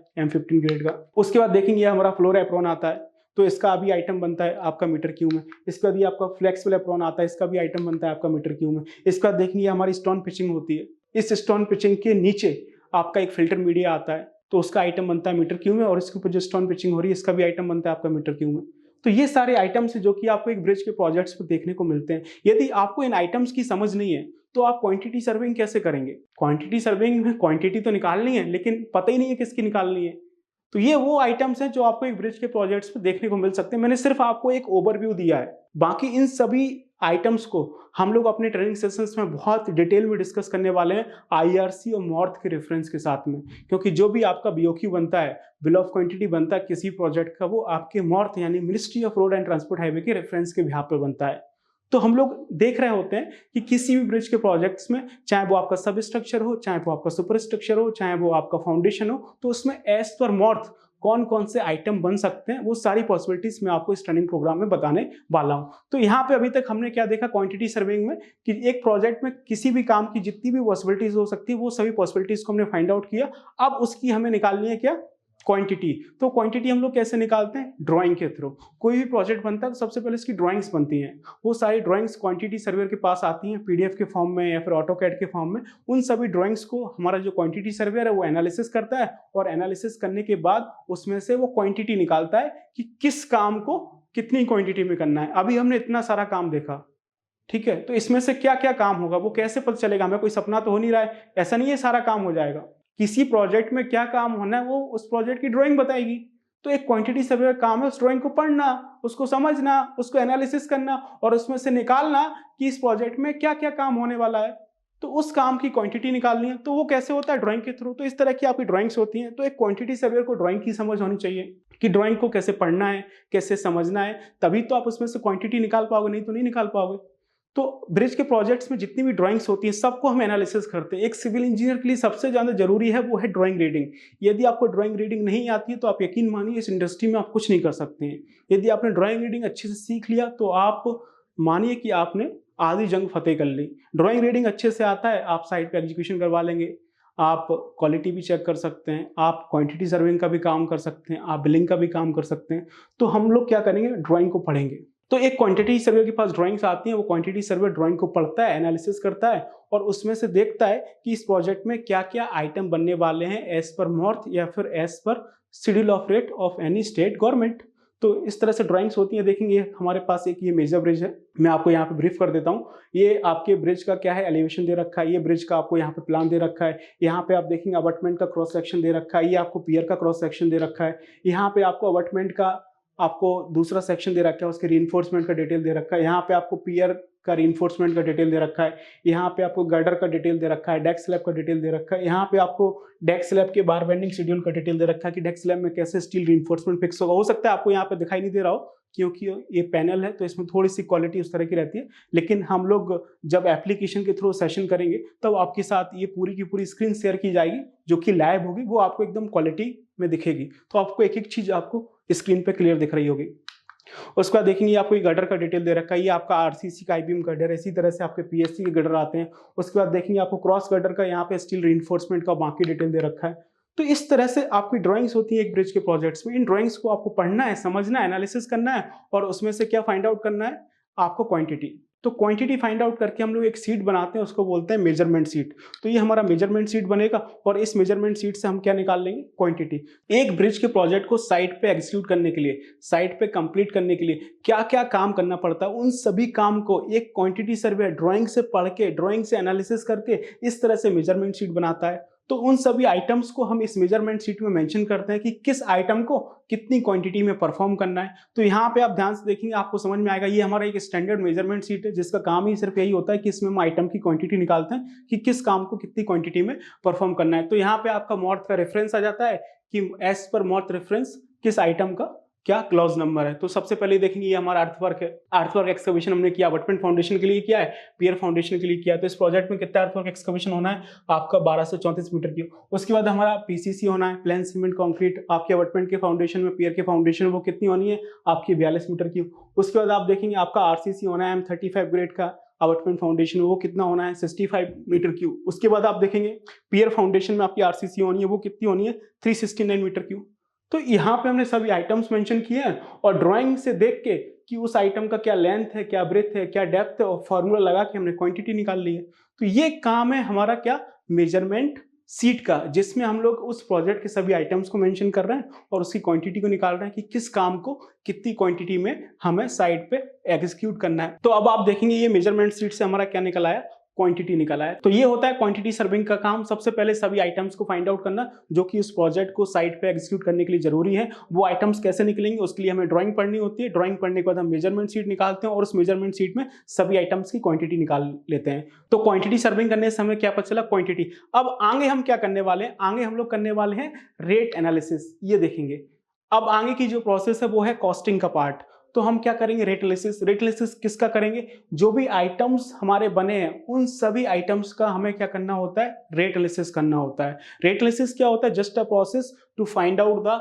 unit rate of a particular item, कि हम कोई भी काम कर रहे हैं उस काम में कितना पैसा लगेगा, including material, man power, machinery और आपके कॉन्ट्रैक्टर प्रॉफिट और ओवरहेड जो भी हैं किसी पर्टिकुलर कॉन्ट्रैक्टर के, इन सबको ऐड कर देते हैं तो हमारा क्या आ जाता है कि किसी काम में कितना पैसा लगेगा। तो जितने भी हमारे पॉसिबल आइटम्स हैं सभी पॉसिबल आइटम्स का हम लोग क्या करते हैं, रेट एनालिसिस करते हैं। तो रेट एनालिसिस कैसे करते हैं, तो आप यहाँ पे देख सकते हैं कि किसी भी चीज का रेट एनालिसिस कैसे होता है। तो यहाँ पे हम जो भी रेट एनालिसिस करेंगे वो हम लोग एज पर मॉर्थ के रेफरेंस से करेंगे, या फिर जो आपके स्टेट गवर्नमेंट के प्रोजेक्ट्स होते हैं, जैसे आपके स्टेट हाईवे हो गया, आपकी डिस्ट्रिक्ट रोड हो गई, तो उसके लिए हम लोग स्टेट गवर्नमेंट का पीडब्ल्यू डिपार्टमेंट का जो एसओआर होता है, शेड्यूल ऑफ रेट आता है, उससे भी रेफरेंस ले सकते हैं। बाकी जो नेशनल हाईवे के प्रोजेक्ट्स हैं, नेशनल एक्सप्रेस के प्रोजेक्ट्स हैं, तो उसमें तो हम लोग मॉर्थ का ही रेफरेंस ले रहे होते हैं। तो आप यहाँ पे देख सकते हैं कि किस तरह से आपका रेट एनालिसिस होता है। जो रेट एनालिसिस होने वाला है वो यहाँ पे किसी का लिखा हुआ है, हमने स्टील रीइंफोर्समेंट का लिखा हुआ है, supplying fitting and placing HYSD bar reinforcement in सब स्ट्रक्चर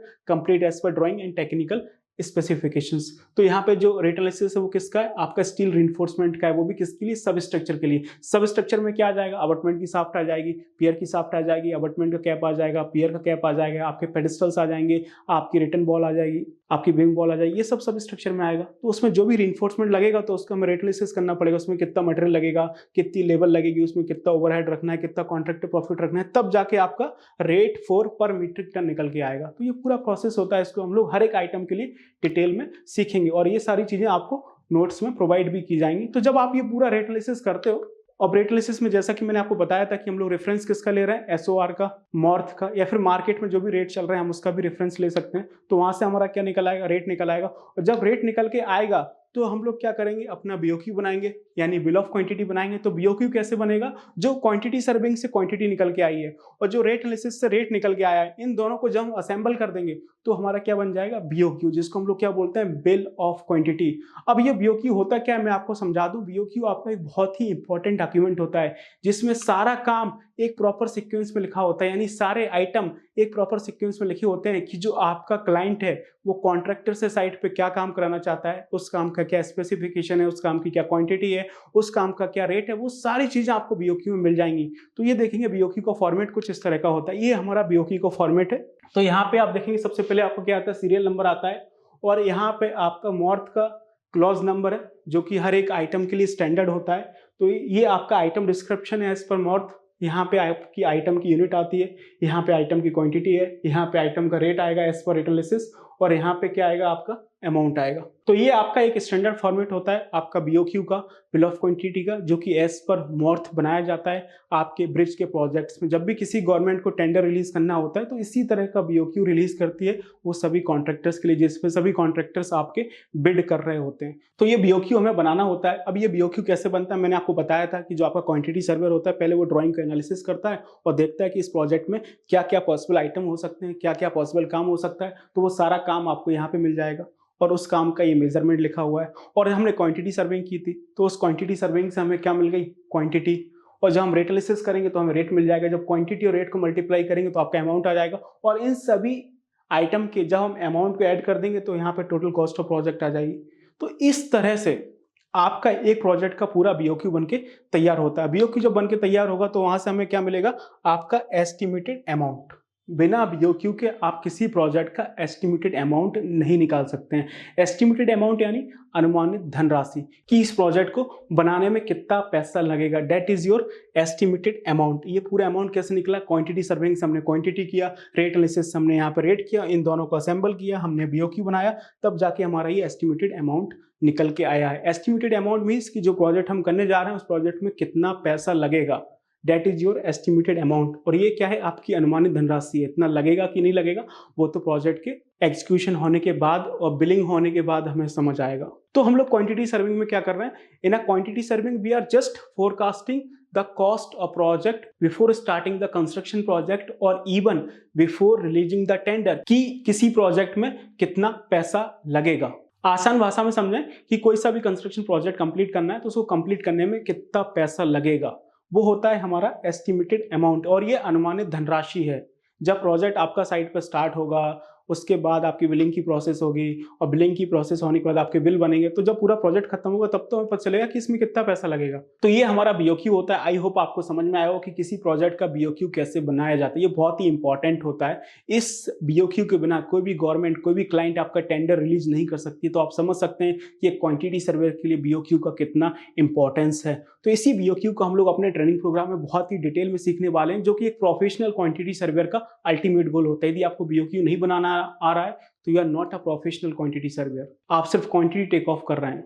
तो अभी तो मैंने आपको यहाँ पे बहुत सारी चीजें ब्रीफ कर दी। इसी पूरी प्रोसेस को मैं अपने ट्रेनिंग प्रोग्राम में आपको समझाने वाला हूँ, जो कि पूरे 45 डेज का ट्रेनिंग प्रोग्राम होने वाला है। तो इस 45 डेज के ट्रेनिंग प्रोग्राम में मैं आपके साथ लाइव आके इंटरेक्शन करूंगा और इस पूरी जर्नी में मैं आपको सिखाऊंगा कि how to become a professional quantity surveyor. हो सकता है यहाँ पे आपको थोड़ा सा फास्ट फॉरवर्ड लगाओ, लेकिन ये डेमो सेशन है जो हम लोग अपना एक्चुअल ट्रेनिंग प्रोग्राम करेंगे, जो कि पूरे 45 डेज का होने वाला है। मैं आपके साथ 45 डेज तक डेली मंडे टू सैटरडे 1 घंटे आपका लाइव रहूंगा। तो उस समय हम लोग इस पूरे ट्रेनिंग मॉड्यूल को बहुत ही डिटेल में डिस्कस करेंगे, वो भी लाइव प्रोजेक्ट की ड्राइंग के साथ, साइट की वीडियोस के साथ, एनिमेशन के साथ और IRC और मॉर्थ के रेफरेंस के साथ हम लोग एक एक चीज को आपके साथ में डिटेल में डिस्कस कर रहे होंगे। आगे चलते हैं। ब्रिज प्रोजेक्ट्स के क्वांटिटी सर्विंग और बिलिंग के डेमो सेशन में अभी तक हमने देखा कि इस ब्रिज प्रोजेक्ट्स के ट्रेनिंग मॉड्यूल को हमने किसके लिए डिजाइन किया है, इसे कौन कौन ज्वाइन कर सकता है, और उसके बाद हमने देखा कि आने वाले समय में ब्रिज के प्रोजेक्ट्स में क्या स्कोप है, क्या अपॉर्चुनिटीज हैं। और उसके बाद हमने डिस्कस किया था कि जो ब्रिज प्रोजेक्ट्स होते हैं उनका क्वांटिटी सर्विंग कैसे होता है, उनका क्या स्टेप बाय स्टेप प्रोसेस होता है। आई होप आपको समझ में आया हो। और अभी हम बात करने वाले हैं अपने ट्रेनिंग मॉड्यूल की कि इस ब्रिज प्रोजेक्ट्स के क्वांटिटी सर्विंग और बिलिंग के लिए हमने आपके लिए क्या ट्रेनिंग मॉड्यूल डिजाइन किया है। और अभी हम बात करेंगे अपने ट्रेनिंग मॉड्यूल की कि जो ये 45 डेज का ट्रेनिंग प्रोग्राम मैंने आपके लिए डिजाइन किया है, इसमें आप क्या सीखने वाले हैं, क्या कंटेंट हम आपको इसमें डिलीवर करने वाले हैं, क्या केस स्टडीज आपको इसमें मिलने वाली हैं। तो इस पूरे 45 डेज की जर्नी को मैं आपके साथ डिस्कस करूंगा कि डे 1, डे 2, डे 3 और इस तरह से पूरे 45 डेज में आप क्या सीखने वाले हैं। ये पूरे के पूरे 45 डेज का लाइव ट्रेनिंग प्रोग्राम होने वाला है, जिसमें डेली 1 घंटे मैं आपके साथ लाइव इंटरेक्शन करूंगा और उस पूरे ट्रेनिंग मॉड्यूल को हम आपके साथ डिस्कस करेंगे। तो इस वीडियो को आप पूरा देखिए तो आपको समझ में आ जाएगा कि इस 45 डेज की जर्नी में आप क्या यहां से सीख के जाने वाले हैं। तो बस बने रहिए हमारे साथ और हम करते हैं अपने ट्रेनिंग मॉड्यूल को स्टार्ट कि आप उसमें क्या सीखने वाले हैं। जैसा कि मैंने आपको बताया था कि ये 45 डेज का ट्रेनिंग प्रोग्राम होने वाला है, जिसमें मैं डेली 1 घंटे आपके साथ आके लाइव इंटरेक्शन करूंगा। तो उसके डे फर्स्ट में हम लोग डिस्कस करेंगे आपके साथ टाइप्स ऑफ ब्रिज, कि ब्रिज क्या होता है उसका तो पहले मैं आपको इंट्रोडक्शन दूंगा बिल्कुल आसान भाषा में, और कितने तरह के ब्रिज होते हैं उस पर हम बात करेंगे। कल्वर्ट्स के बारे में बात करेंगे, माइनर ब्रिज के बारे में बात करेंगे, मेजर ब्रिज के बारे में बात करेंगे और इनकी स्टैंडर्ड डेफिनेशन के बारे में बात करेंगे एज पर IRC और मॉर्थ। और उसके बाद हम लोग डिस्कस करने वाले हैं ग्रेड सेपरेटेड स्ट्रक्चर के बारे में, कि ग्रेड सेपरेटेड स्ट्रक्चर होते क्या हैं, हम क्यों बनाते हैं, कहाँ पे बनाते हैं और उसके क्या टाइप्स होते हैं। यदि आपको नहीं पता है तो मैं आपको थोड़ा सा बता दूं कि ग्रेड सेपरेटेड स्ट्रक्चर क्या होते हैं। डिफरेंट ग्रेडियंट पे ट्रैफिक को फ्लो कराने के लिए हम लोग ग्रेड सेपरेटेड स्ट्रक्चर बनाते हैं, जिसमें आपके व्हीकल अंडरपास, आपके फ्लाईओवर्स, ROB और RUB आ रहे होते हैं। एक थोड़ा सा ब्रीफ मैंने आपको यहाँ पे दे दिया है। और उसके बाद आता है हमारा डे सेकेंड, जिसमें हम लोग डिस्कस करेंगे culverts and its types and component. Culvert क्या होती हैं, कितने तरह की कल्वर्ट होती हैं, और उसके बाद कल्वर्ट्स में क्या क्या कंपोनेंट्स होते हैं जो कि बहुत ज़रूरी है। जैसे हमारी बॉडी में हमारे मेन कंपोनेंट्स हैं, हमारे हाथ हैं, आपके पैर हैं, आँख है, कान है, नाक है, और आपका और हमारा धड़कता हुआ हृदय जिससे आपके और हमारे तार जुड़े हुए हैं। उसी तरह से आपके कलवर्ट्स में बहुत इंपॉर्टेंट कंपोनेंट्स होते हैं। फाउंडेशन में क्या कंपोनेंट्स होंगे, सब स्ट्रक्चर में क्या कंपोनेंट्स होंगे, सुपर स्ट्रक्चर में क्या कंपोनेंट्स होंगे, जिसको मिला के पूरा का पूरा आपका कलवर्ट बनता है। वो मैं आपको बिल्कुल साइट की प्रैक्टिकल इमेजेस के साथ, साइट की वीडियोस के साथ, एनिमेशन के साथ आपको समझा रहा हूँ। और उसके बाद आप देखेंगे हमारा आता है डे 4, जिसमें हम लोग डिस्कस करने वाले हैं माइनर ब्रिजेस के बारे में कि माइनर ब्रिजेस क्या होता है, कितने तरह के माइनर ब्रिजेस होते हैं और माइनर ब्रिजेस में कौन कौन से कंपोनेंट्स होते हैं। जैसे हम कलवर्ट्स के कंपोनेंट देखेंगे, सेम उसी तरह से हम पूरे माइनर ब्रिजेस के कंपोनेंट देखेंगे, ताकि आपको चीज़ें बिल्कुल विजुलाइज हो जाएं कि आपके माइनर ब्रिजेस में क्या क्या चीज़ें होती हैं। उसके बाद आता है हमारा डे 3, जिसमें हम लोग बात करेंगे मेजर ब्रिज के बारे में कि मेजर ब्रिज क्या होता है, कितने तरह के मेजर ब्रिज हो सकते हैं, उसमें क्या क्या पॉसिबिलिटीज हो सकती हैं और उसके कंपोनेंट्स के बारे में डिस्कस करेंगे कि एक मेजर ब्रिज के प्रोजेक्ट्स में आपके क्या क्या कंपोनेंट होते हैं जिसको मिला के आपका पूरा एक मेजर ब्रिज बनता है। और ये जो पूरा का पूरा ट्रेनिंग मॉड्यूल है, मैं आपको बता दूं कि स्टार्टिंग से लेकर हैंडओवर तक जो आपका 45 डेज का ट्रेनिंग मॉड्यूल है, ये बिल्कुल बेसिक से है, बिल्कुल बेसिक से, बिल्कुल स्क्रैच से, क्योंकि हमें नहीं पता जनाब कि आपको क्या आता है क्या नहीं आता, इसलिए हमने ये ट्रेनिंग मॉड्यूल बिल्कुल बेसिक से डिजाइन किया है। आप बेसिक से लेके एक एडवांस लेवल तक ब्रिज प्रोजेक्ट्स के क्वांटिटी सर्विंग और बिलिंग के बारे में यहाँ पे सीख रहे होंगे, वो भी बिल्कुल लाइव प्रोजेक्ट ड्राइंग के थ्रू, आपकी कंस्ट्रक्शन साइट की वीडियोस के थ्रू, इमेजेस के थ्रू और एनिमेशन के थ्रू मैं आपको सारी चीजें यहाँ पे विजुलाइज करा रहा हूँ। आपको बिल्कुल ये फील नहीं आएगा कि आप ये ऑनलाइन ट्रेनिंग कर रहे हैं, आपको इस तरह से फील आएगा कि आप ये ऑन साइट ट्रेनिंग कर रहे हैं। आपको सारी चीजें मैं आपको विजुलाइज कराऊंगा। आगे चलते हैं। उसके बाद जो हमारा नेक्स्ट पॉइंट आता है डे 3 में, जिसको हम डिस्कस करेंगे, वो है हमारा फाउंडेशन, सब structure, super structure in bridge. ये बहुत इंपॉर्टेंट चीज़ है, इसके अकॉर्डिंग ही हमारे ब्रिज प्रोजेक्ट की कॉस्टिंग होती है। आपने बिल्डिंग्स में देखा होगा हमारा क्या होता है, आपका फाउंडेशन होता है और आपका सुपर स्ट्रक्चर होता है, लेकिन आप ब्रिजेस में देखेंगे तो आपके 3 पार्ट होते हैं, फाउंडेशन, उसके बाद आपका सब स्ट्रक्चर और उसके बाद सुपर स्ट्रक्चर। और इन तीनों का डेफिनेशन बहुत इंपॉर्टेंट है कि फाउंडेशन में हम क्या कंसीडर करते हैं, सब स्ट्रक्चर में क्या कंसीडर करते हैं और सुपर स्ट्रक्चर में क्या कंसीडर करते हैं, क्योंकि इसके अकॉर्डिंग ही हमारा BOQ बनता है, बिल ऑफ क्वांटिटी बनता है, इसके अकॉर्डिंग ही हमारी बिलिंग होती है। तो आपको ये प्रॉपर एनालिसिस होना चाहिए कि फाउंडेशन कब होगा, सब स्ट्रक्चर क्या होगा, सुपर स्ट्रक्चर क्या होगा और उसमें आपके क्या क्या कंपोनेंट्स आएंगे। फाउंडेशन में क्या काम होता है उसको हम कैसे मेजर करते हैं, सब स्ट्रक्चर में क्या काम होता है उसको कैसे मेजर करते हैं, सुपर स्ट्रक्चर में क्या क्या काम आता है और उसको हम कैसे मेजर करते हैं, क्योंकि उसके अकॉर्डिंग ही क्वांटिटी सर्विंग होती है, उसी के अकॉर्डिंग हमारा BOQ बनता है और उसी के अकॉर्डिंग आपकी बिलिंग हो रही होती है। तो वो समझ होना बहुत ज़रूरी है। और इसके बाद आता है हमारा डे 4। तो डे 4 में हम आपके साथ डिस्कस करेंगे types of foundation use in bridge and grade separated structure, जो कि बहुत इंपॉर्टेंट है, क्योंकि पूरा का पूरा जो स्ट्रक्चर है वो किसके ऊपर बना होता है, आपके फाउंडेशन के ऊपर।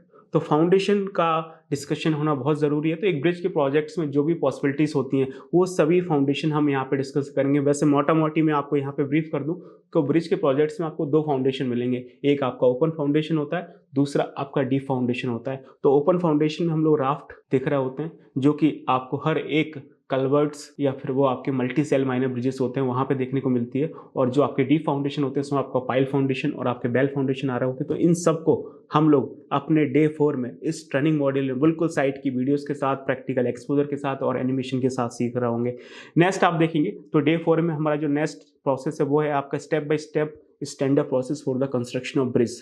तो ये सबसे इंपॉर्टेंट पॉइंट है जो कि डे 4 में डिस्कस होगा। इसमें हम लोग ब्रिज का प्रोसीजर आपके साथ डिस्कस करेंगे कि एक ब्रिज बनता कैसे है। एक कंस्ट्रक्शन साइट पे इनिशिएटिव से लेके, स्टार्टिंग से लेके और हैंडओवर तक ब्रिज के बनने की पूरी क्या कहानी है वो मैं आपको यहाँ पे सुनाऊंगा, वो भी बिल्कुल साइट की वीडियोस के साथ और आपके एनिमेशन के साथ, ताकि पूरा का पूरा ब्रिज का प्रोसेस आपके दिमाग में विजुलाइज हो जाए। आप बिल्कुल यहाँ पे बैठ के समझ पाएं कि साइट पे ब्रिज बनता कैसे है। सबसे पहले हमें ये काम करना है, फिर ये काम करना है, फिर ये काम करना है और इस तरह से हमारा ब्रिज बन के तैयार होगा। वो प्रोसेस आपको यहाँ पे सीखने को मिलेगी। और इस प्रोसेस के दरमियान मैं आपको ये भी सिखाऊंगा कि इस पूरे ब्रिज के कंस्ट्रक्शन प्रोसेस में क्या काम होता है, उसको हम कैसे मेजर करते हैं। क्लियर। और इसके बाद आता है हमारा डे 5, जिसमें हम लोग डिस्कस करेंगे आपके ग्रेड सेपरेटेड स्ट्रक्चर्स के बारे में। जैसे हमने ब्रिज के बारे में देखा कि ब्रिज का क्या कंस्ट्रक्शन प्रोसेस होता है, उसके बाद आता है आपका डे 5, उसमें हम लोग डिस्कस करेंगे ग्रेड सेपरेटेड स्ट्रक्चर्स के बारे में कि ग्रेड सेपरेटेड स्ट्रक्चर्स किस तरह से बनते हैं, उसका क्या प्रोसेस होता है, उसमें कौन कौन से आइटम्स होते हैं, उसकी मेजरमेंट कैसे होती है। और ग्रेड सेपरेटेड स्ट्रक्चर्स में आपके फ्लाईओवर और अंडरपासेस आ रहे होते हैं। बाकी जो आपके ब्रिजेस होते हैं उसमें आपकी कलवर्ट्स हैं, माइनर ब्रिजेस हैं, मेजर ब्रिजेस आ रहे होते हैं, तो दोनों में डिफरेंस है जो कि हम लोग आपको स्टार्टिंग में डिटेल में समझाएंगे। नेक्स्ट देखेंगे तो आपका डे 5 में इसके बाद आप देखेंगे types of drawing use in bridge projects, जो कि सबसे इंपॉर्टेंट है कि ब्रिज के प्रोजेक्ट्स में कौन कौन सी ड्राइंग यूज होती हैं उसके बारे में हम लोग डिस्कशन करेंगे। यूनिट कन्वर्जन के बारे में बात करेंगे जो कि बहुत बेसिक है। क्वांटिटी सर्विंग के लिए जो सबसे बेसिक चीज़ है वो आपको है यूनिट कन्वर्जन, क्योंकि ड्राइंग्स में देखेंगे तो डायमेंशंस अलग अलग यूनिट में होती हैं और जो हमारा स्टैंडर्ड मेजरमेंट होता है वो आपका या तो मीटर में होगा, या तो रनिंग मीटर में होगा, या फिर आपका मीटर क्यूब में होगा। तो वो चीज़ें आपको समझ में आनी चाहिए। अगर आप साइट पे भी जा रहे हैं तो साइट पे देखेंगे जो भी कॉन्ट्रैक्टर्स हैं, जो भी लेबर्स हैं, सब फीट इंच में काम करता है। तो आपका कोऑर्डिनेशन के लिए यूनिट कन्वर्जन आता है, बहुत अच्छी बात है। कोऑर्डिनेशन के लिए यूनिट कन्वर्जन का प्रॉपर नॉलेज होना बहुत ज़रूरी है। यदि आपको यूनिट कन्वर्जन आता है तो सारी चीज़ें आप बहुत अच्छे से कोऑर्डिनेट कर सकते हैं, साइट पे भी काम करवा सकते हैं और यहाँ पे आप एस्टिमेशन और क्वांटिटी सर्वेइंग का भी काम कर सकते हैं। तो यूनिट कन्वर्जन आपको आता है तो बहुत अच्छी बात है, नहीं आता है तो मैं आपको बिल्कुल अच्छे से सिखाऊंगा और एक बार में आपका कॉन्सेप्ट क्लियर हो जाएगा। उसके बाद हम लोग बात करेंगे इसी डे में कि quantity calculation of cement, sand, aggregate जो कि कंक्रीट को बनाने में लगती है। तो जब भी हम कोई कंक्रीट बनाते हैं तो उस कंक्रीट को बनाने में क्या चाहिए, हमें सीमेंट चाहिए, सैंड चाहिए, एग्रीगेट चाहिए और कुछ आपका वाटर कंटेंट डालना पड़ता है as per design of water cement ratio. तो इसका प्रॉपर हम लोग डिस्कशन करेंगे कि कंक्रीट की क्वांटिटी कैसे कैलकुलेट की जाती है। मैं आपको थोड़ा सा यहाँ पे ब्रीफ कर दूं कि कोई सा भी स्ट्रक्चर हो, कोई सा भी आरसीसी मेंबर हो चाहे पीसीसी मेंबर हो, उसमें कितना कंक्रीट लगेगा जितना कि उसका वॉल्यूम है। तो हमें किसी भी तरह से बाई हुक बाई क्रुक उस स्ट्रक्चर का वॉल्यूम निकालना, तो आपकी कंक्रीट की क्वांटिटी तो आ जाएगी। ठीक है, वो मैं आपको समझाऊंगा किस तरीके से, बिल्कुल आसान तरीके से हम लोग निकाल सकते हैं फार्मूले के साथ। और उसके बाद सीमेंट एंड एग्रीगेट की कैलकुलेशन कैसे होगी उसके भी मैं आपके साथ स्टैंडर्ड फार्मूले को डिस्कस करूंगा। आगे चलते हैं। अब आता है हमारा डे 6 टू डे 7। तो जो आपका डे 6 होगा, जो आपका डे 7 होगा, उसमें हम लोग बात करने वाले हैं केस स्टडी की। Case study on one live project drawings. तो आप देखेंगे जो आपके स्ट्रक्चर्स होते हैं उसमें या तो आपका कलवर्ट बन रहा होता है, या फिर आपके माइनर ब्रिजेस होते हैं, या फिर आपके मेजर ब्रिजेस होते हैं। तो इन तीनों में से मैं आपको एक प्रोजेक्ट का केस स्टडी दूंगा, बिल्कुल स्टार्टिंग से लेके हैंड ओवर तक। और जिसमें हम लोग मोस्टली प्रेफर करते हैं, मोस्टली क्या, मैं हमेशा ही हम मेजर ब्रिज को प्रेफर करते हैं। एक बड़ा सा 100 मीटर का मेजर ब्रिज, समझ रहे हैं, 100 मीटर का मेजर ब्रिज, उसको हम इस 45 डेज के ट्रेनिंग मॉड्यूल में आपके साथ स्टार्टिंग से लेके हैंड ओवर तक पूरा डिटेल में डिस्कस करेंगे कि किस तरह से उस प्रोजेक्ट्स का ड्राइंग रीडिंग होगा, किस तरह से उस प्रोजेक्ट्स का क्वांटिटी सर्विंग होगा, किस तरह से उस प्रोजेक्ट का बीओक्यू बनेगा और किस तरह से उस प्रोजेक्ट की बिलिंग होगी। तो पूरा एक आपको यहाँ पे लाइव प्रोजेक्ट का केस स्टडी मिलेगा, वो भी साइट की वीडियोस के साथ और एनिमेशन के साथ विथ आपके जो आईआरसी मॉर्थ के रेफरेंस होते हैं उसको ध्यान में रखते हुए। अब रही बात बाकी दो प्रोजेक्ट्स की, जैसे आपके कलवर्ट्स हो गए, माइनर ब्रिजेस हो गए। जब आप एक बड़ा प्रोजेक्ट कर लेते हैं फिर ये छोटे प्रोजेक्ट्स तो आपके सामने बच्चे लगते हैं। बाकी जो कलवर्ट्स हैं, जो आपकी माइनर ब्रिजेस हैं, इनकी ड्राइंग्स और इनका पूरा एस्टिमेशन भी मैं आपके साथ शेयर करूंगा, तो आप इसकी घर पर प्रैक्टिस कर सकते हैं। कोई भी डाउट आता है तो वो आप मेरे साथ डिस्कस कर सकते हैं, तो सारे डाउट आपके सॉल्व हो जाएंगे और सभी प्रोजेक्ट्स का केस स्टडी भी आप सीख लेंगे।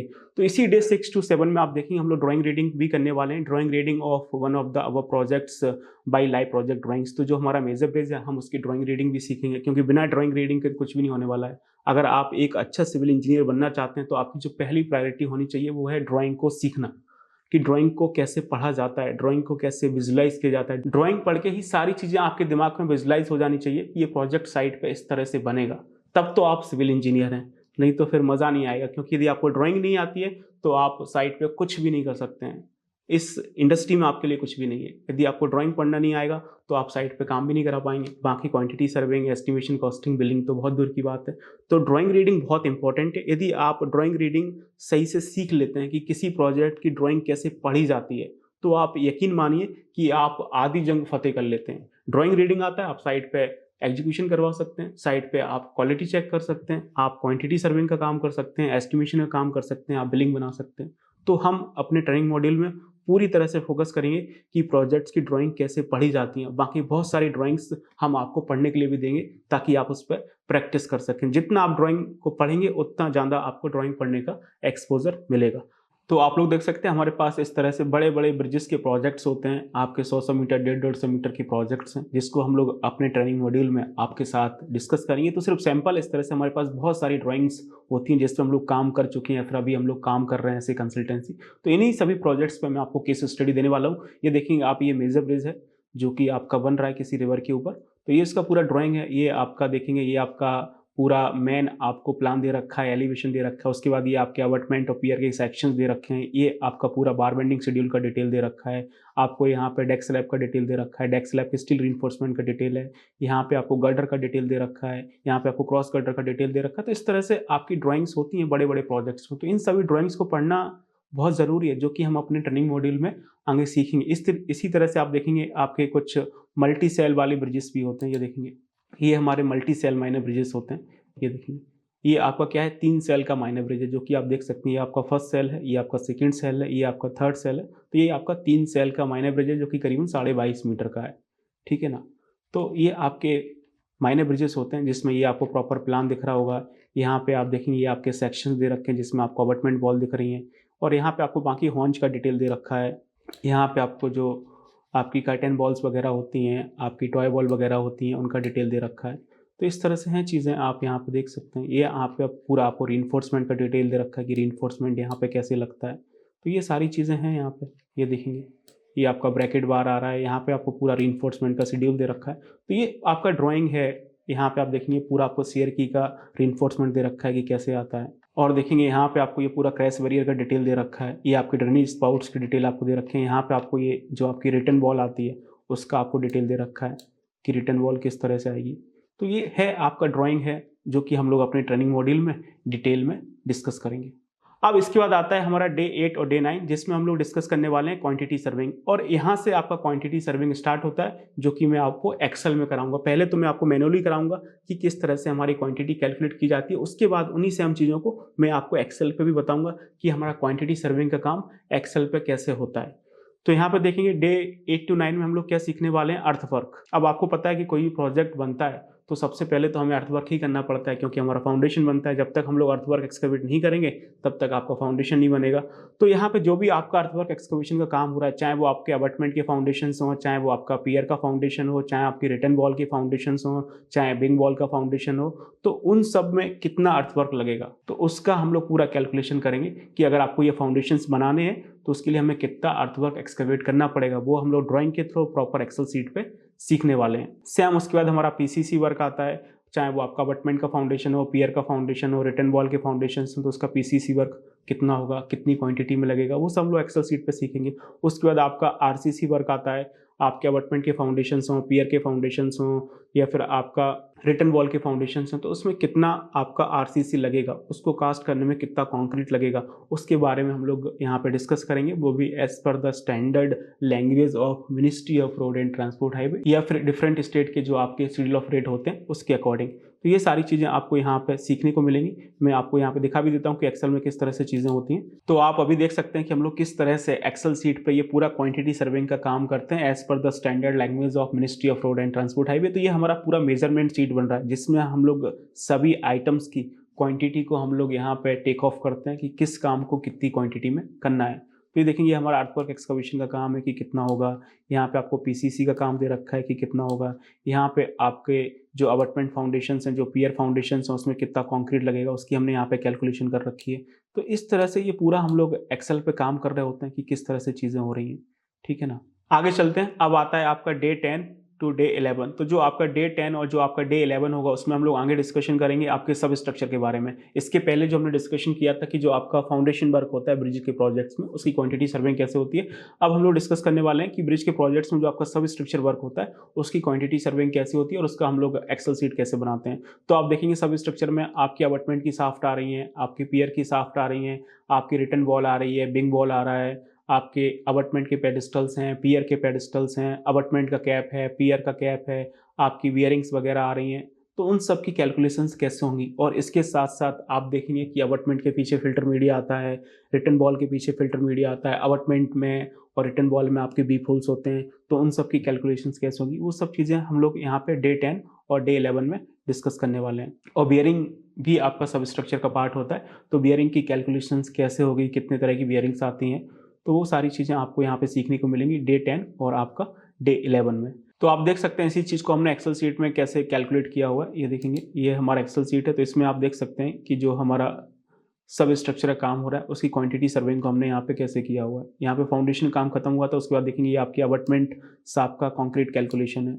उसके बाद ये अबटमेंट कैप की कंक्रीट की कैलकुलेशंस हैं, ये आपकी ब्रैकेट की कैलकुलेशंस हैं, ये आपकी पियर और पियर कैप की हमने यहाँ पे कंक्रीट की कैलकुलेशंस कर रखी हैं, ये अबटमेंट और पेडिस्टल पियर पेडिस्टल की कैलकुलेशंस हैं, यहाँ पे रिटर्न वॉल की कैलकुलेशंस हैं, ये हमारा बी फोल्स का यहाँ पे कैलकुलेशन दे रखा है, ये देखेंगे ये हमारा वी फोल्स का कैलकुलेशन दे रखा है। Providing weep holes in reinforced cement concrete structure with 100 mm dia PVC pipe extending through the full breadth of structure with slope 1:20 towards drawing face complete as per drawing. तो abutment में कितने weep holes आएंगे, return wall में कितने weep holes आएंगे, इसकी जो measurement होती है वो नंबर्स में होती है। यहाँ पे आप देखेंगे हमने पूरा बियरिंग का यहाँ पे कैलकुलेशन कर रखा है कि किस तरह से बियरिंग्स आने वाली हैं। और ये हमारा फिल्टर मीडिया है कि अबटमेंट का फिल्टर मीडिया कितनी क्वांटिटी में आएगा, रिटर्न वॉल में जो फिल्टर मीडिया आएगा वो कितनी क्वांटिटी में आएगा। और हो सकता है अभी तक आपको ये नहीं पता हो कि बी फोल्स और फिल्टर मीडिया को हम लोग क्यों यूज़ करते हैं, तो इसको भी हम लोग अपने ट्रेनिंग मॉड्यूल में डिटेल में डिस्कस करेंगे। और उसके बाद हमारा स्टार्ट होता है आपका सुपर स्ट्रक्चर वर्क। तो ये देखेंगे कि जो आपका डे 12 टू डे 13 है, इसमें हम लोग डिस्कस करने वाले हैं सुपर स्ट्रक्चर के बारे में कि सुपर स्ट्रक्चर में जितना भी काम होता है उसकी क्वांटिटी सर्विंग कैसे होती है। तो आप यहाँ पे देखेंगे RCC work of different types of main girder, cross girder, आपका deck slab, approach slab, crash barrier और आपका पैरापेट वॉल। तो आप देखेंगे कि जो आपका सुपर स्ट्रक्चर होता है तो उसमें सबसे पहले आपके गर्डर्स आते हैं। गर्डर में आपके मेन लॉन्गिट्यूडनल गर्डर्स हैं, चाहे आपके वो क्रॉस गर्डर हों, अब वो आपका आरसीसी का भी हो सकता है, वो आपका पीएससी का भी हो सकता है।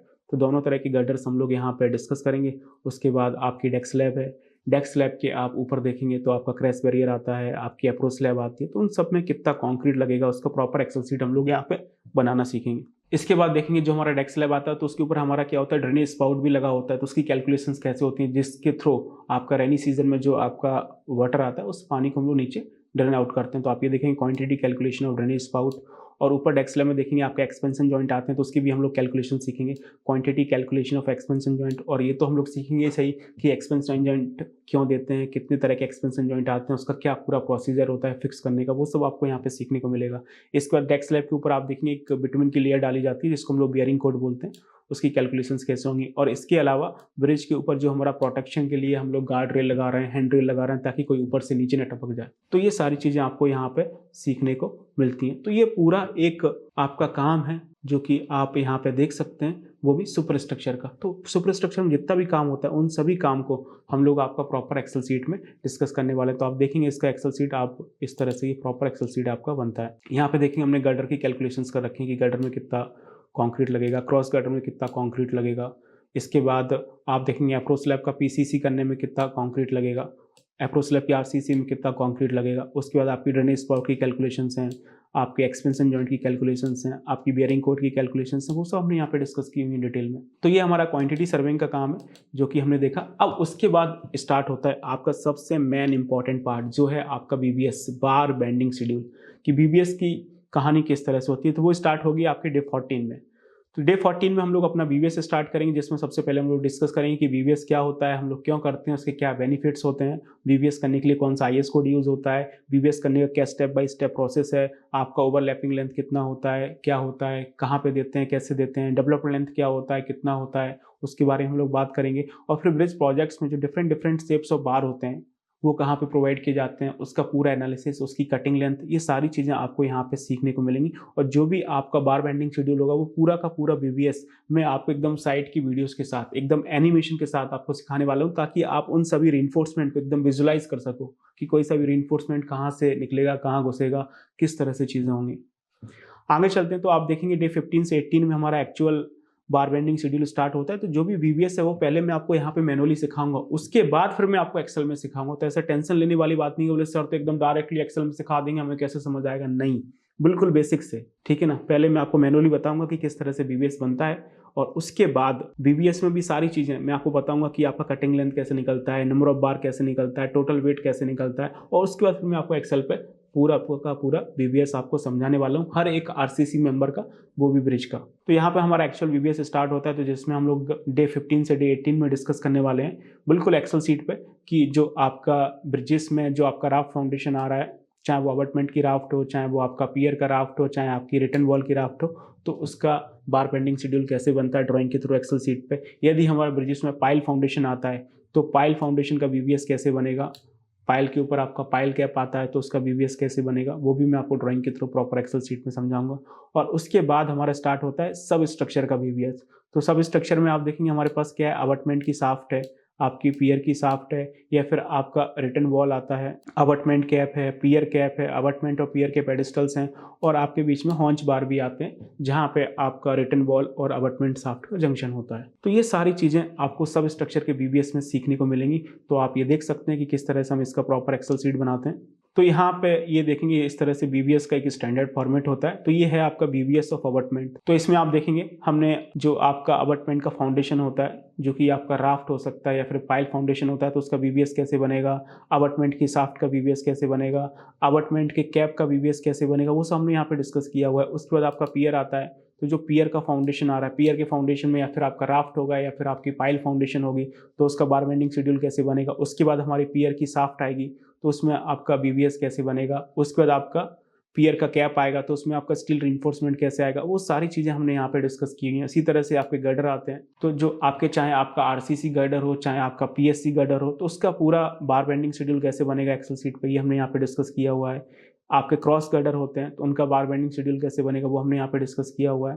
तो इस तरह से जो भी आपका सब स्ट्रक्चर का बीबीएस है वो हमने यहाँ पे डिस्कस किया हुआ है। और उसके बाद हमारा स्टार्ट होता है आपका सुपर स्ट्रक्चर का बीबीएस। ये देखेंगे इसके बाद हमारा स्टार्ट होता है सुपर स्ट्रक्चर का बीबीएस। तो सुपर स्ट्रक्चर के बीबीएस हम लोग क्या डिस्कस करने वाले हैं, ये देखेंगे जो आपका लॉन्गिट्यूडनल गर्डर है उसका बीबीएस कैसे बनेगा, जो आपके एंड क्रॉस गर्डर है उसका बीबीएस कैसे बनेगा, आपके इंटरमीडिएट क्रॉस गर्डर है उसका बीबीएस कैसे बनेगा, आपकी डेक स्लैब है, अप्रोच स्लैब है, आपका क्रैश बैरियर आ रहा है, आपका ब्रैकेट लग रहा है, या फिर आपका पीएससी गर्डर है, तो उसका पूरा बीबीएस कैसे बनेगा वो हम यहाँ पे डिटेल में सीखेंगे। तो ये बहुत ज़रूरी हो जाता है। और इसी चीज़ को आप ये देख सकते हैं कि किस तरह से ड्राइंग्स में आप यहाँ पे देख सकते हैं कि पूरा आपका डिटेल होता है। ये देखेंगे ये आपका गर्डर का बार बेंडिंग शेड्यूल का डिटेल दे रखा है ड्राइंग में। तो पहले तो इन ड्राइंग्स को हम लोग समझेंगे कि किस तरह से स्टील रिइंफोर्समेंट इसमें लेइंग किया जा रहा है, और उसके बाद फिर हम लोग इसका एक्सेल शीट पे बीबीएस बनाएंगे। ठीक है, यहीं पे आप देख सकते हैं ये डेक स्लैब का आपको पूरा रिइंफोर्समेंट दे रखा है। अभी आपको नहीं समझ आएगा, लेकिन जब मैं आपको समझाऊंगा बिल्कुल प्रैक्टिकल वीडियोस के साथ और एनिमेशन के साथ, तो चीज़ें आपको एकदम समझ आ जाएंगी कि किस तरह से होती हैं। ठीक है ना। या फिर आप इसके बाद देखेंगे कि आपका जो पीएससी गर्डर होता है, ये देखेंगे ये हमारा ड्राइंग है।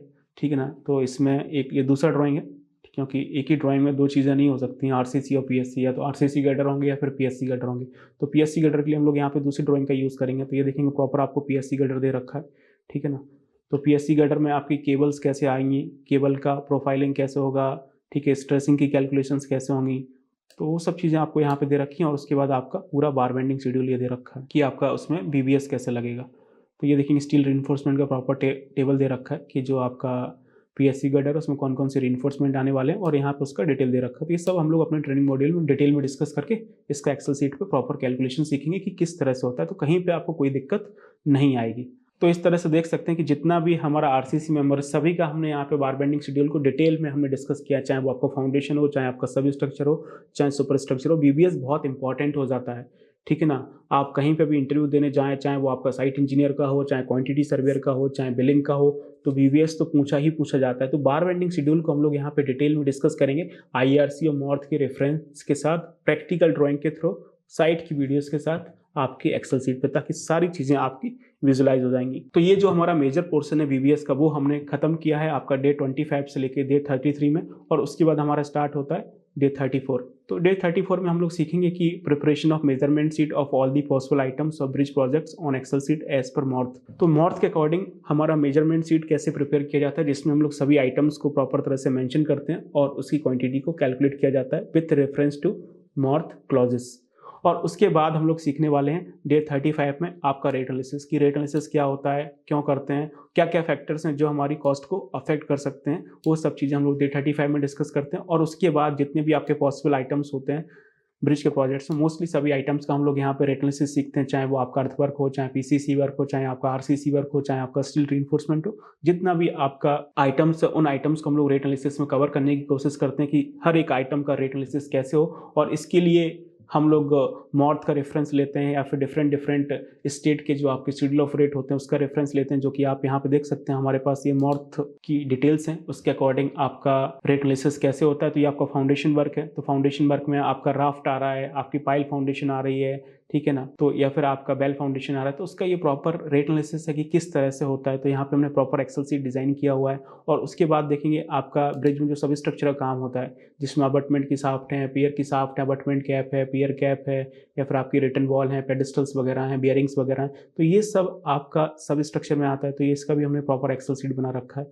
और उसके बाद आपका सुपर स्ट्रक्चर आता है। तो सुपर स्ट्रक्चर में आपके गर्डर्स हैं, आपके डेक स्लैब है, आपके क्रैश बैरियर्स हैं, आपकी पैरापेट वॉल है, ड्रेनेज स्पाउट है, बियरिंग कोड्स वगैरह हैं, अप्रोच स्लैब वगैरह है, वो सब आपको यहाँ पे देखने को मिलेगी। तो उन सब का यहाँ पे आपको रेट एनालिसिस देखने को मिलेगा। और इसके अलावा जो आपका रिवर ट्रेनिंग वर्क होता है, एक ब्रिज आपका तभी तक स्टेबल है जब तक उसके आसपास की सॉइल स्टेबल है। तो उसके लिए हम लोग रिवर ट्रेनिंग का काम करते हैं, यानी ब्रिज की प्रोटेक्शन का काम करते हैं, जिसमें आपका फ्लोर एप्रॉन आते हैं, फ्लेक्सिबल एप्रॉन आते हैं, आपकी स्टोन पिचिंग आती है, ठीक है ना, आपकी टॉय वॉल आती है, कर्टेन वॉल आती है, वो सब हम लोग यहाँ पे डिस्कस करेंगे। तो और इसके अलावा ये तो मॉर्थ का रेफरेंस है। और इसके साथ साथ हम लोग रेट एनालिसिस करने के लिए आप यहाँ देखेंगे कि ये हमारा महाराष्ट्र गवर्नमेंट का शेड्यूल ऑफ रेट होता है। इस तरह से आप जिस भी आप स्टेट में रहते हैं उसके अकॉर्डिंग आप देख सकते हैं। बेसिकली होता क्या है कि यदि आपकी स्टेट गवर्नमेंट के प्रोजेक्ट्स हैं तो हम लोग स्टेट गवर्नमेंट के एसओआर के अकॉर्डिंग काम करते हैं, ठीक है। महाराष्ट्र गवर्नमेंट है तो उसका एसओआर है, राजस्थान गवर्नमेंट है तो उसका एसओआर है, यूपी बिहार की गवर्नमेंट है तो उसका अपना एसओआर होता है। यदि आपके नेशनल गवर्नमेंट के प्रोजेक्ट्स होते हैं, यानी आपके नेशनल हाईवे हो गए, आपके नेशनल एक्सप्रेस वे हो गए, जो कि एनएचआई करता है, मॉर्थ करता है, तो उसमें हम लोग फिर मॉर्थ का रेफरेंस लेते हैं। तो ये आप देखेंगे हमारे पास एक महाराष्ट्र गवर्नमेंट का एसओआर है, तो इसके अकॉर्डिंग चीज़ें किस तरह से होती हैं देखेंगे। यहाँ पे उन्होंने पूरा ब्रिज का आपको यहाँ पे डिटेल में समझाया हो कि किस तरह से ब्रिज का आप रेट एनालिसिस के लिए आपसे रेफरेंस ले सकते हैं कि जब भी हम कोई ब्रिज का काम कर रहे हैं तो उसके में कोई भी काम में आपकी लेबर में कितना पैसा लगेगा, मशीनरी में कितना पैसा लगेगा, ठीक है ना, मटेरियल में कितना पैसा लगेगा, टोटल कॉस्ट कितनी आएगी, वो सब आपको यहाँ पे सीखने को मिल जाएगा। इसी तरह से आप देखेंगे हमारे पास एक एचएसआर और है, हरियाणा स्टेट गवर्नमेंट का। इसी तरह से हर एक स्टेट का होता है, आप जिस स्टेट में उस स्टेट से आप चीज़ें कर सकते हैं। ये आपका प्रॉपर हरियाणा गवर्नमेंट का शेड्यूल ऑफ रेट दे रखा है, तो हम लोग यहाँ से भी रेफरेंस ले सकते हैं। आप जिस स्टेट का प्रोजेक्ट है तो उस स्टेट से आपको चीज़ें करनी पड़ेंगी। अगर मैंने आपको बताया कि अगर आपके नेशनल हाईवे के प्रोजेक्ट्स हैं, नेशनल एक्सप्रेस के प्रोजेक्ट्स हैं, तो उसमें आपको मॉर्थ का रेफरेंस लेना पड़ेगा। तो आपको यहाँ पे ये चीज़ें डिटेल में दे रखी हैं, ये देखेंगे, ये आपका हरियाणा गवर्नमेंट का है। तो यहाँ पे देखेंगे आपको ये प्रॉपर डिटेल में दे रखा है ब्रिजेस के बारे में, ये देखेंगे, दिख रहा है आपको ब्रिज प्रोजेक्ट्स का सब स्ट्रक्चर है, सुपर स्ट्रक्चर्स हैं, बियरिंग्स हैं, एक्सपेंशन जॉइंट्स हैं, तो उसके बारे में आपको यहाँ पे डिटेल दे रखा है। तो यहाँ से आप रेफरेंस ले सकते हैं अपना रेट एनालिसिस करने के लिए। आगे चलते हैं, नेक्स्ट हम लोग बात करेंगे आपके डे 38 में, जिसमें हम लोग लेबर आउटपुट्स एंड डिप्लॉयमेंट की बात करेंगे, ठीक है ना, कि जो भी हमारा काम होता है तो उसमें हमें लेबर डिप्लॉय करनी पड़ती है। तो उसका हमें एनालिसिस कैसे करना है कि किस काम में हमें कितनी लेबर लगानी है, ताकि हमारा टाइम वेस्ट भी ना हो और पैसा भी वेस्ट ना हो, हम कम से कम समय में ज़्यादा से ज़्यादा काम कर पाएँ। वो हम लोग आपको डे 38 में सिखाएंगे। इसके बाद आता है डे 39 और 40। तो डे 39 में सबसे पहले हम लोग बात करेंगे different types of machineries and equipment use and it's outputs and deployment analysis, कि जो आपके ब्रिज के प्रोजेक्ट्स होते हैं तो उसके किस काम में हम कौन सी मशीनरी यूज़ करते हैं, जो मशीनरी यूज़ कर रहे हैं उसके क्या आउटपुट्स हैं, क्या एफिशिएंसी है, और उसकी प्लानिंग कैसे करनी है कि किस काम में कितनी मशीन लगानी है, ताकि हम लोग कम से कम रिसोर्सेज में ज़्यादा से ज़्यादा काम कर पाएँ। और उसके बाद जो हमारा सबसे मेन काम है वो हम लोग बनाते हैं, वो है हमारा BOQ preparation as per MORTH and schedule of rate of different states on Excel sheet. एक क्वांटिटी सर्वेयर का जो अल्टीमेट गोल है, जिसके लिए क्वांटिटी सर्वेयर पैदा हुआ है, वो है आपका BOQ बनाना, बिल ऑफ क्वांटिटी बनाना। तो वो हमारे इस ट्रेनिंग मॉड्यूल का मेन फोकस है, मेन गोल है। तो वो एट द एंड हम लोग सीखते हैं, जिसके लिए आपको पूरा कहानी पढ़ना पड़ता है। आप डायरेक्टली जाके BOQ नहीं बना सकते हैं, उसके पहले आपको क्वांटिटी सर्विंग का काम करना पड़ेगा, जिसके थ्रू क्वांटिटी आएगी। उसके पहले आपको रेट एनालिसिस का काम करना पड़ेगा, जिसके थ्रू आपका रेट आएगा। जब क्वांटिटी सर्विंग से क्वांटिटी और रेट एनालिसिस से रेट को हम असेंबल कर देंगे तो हमारा ये BOQ बन जाएगा।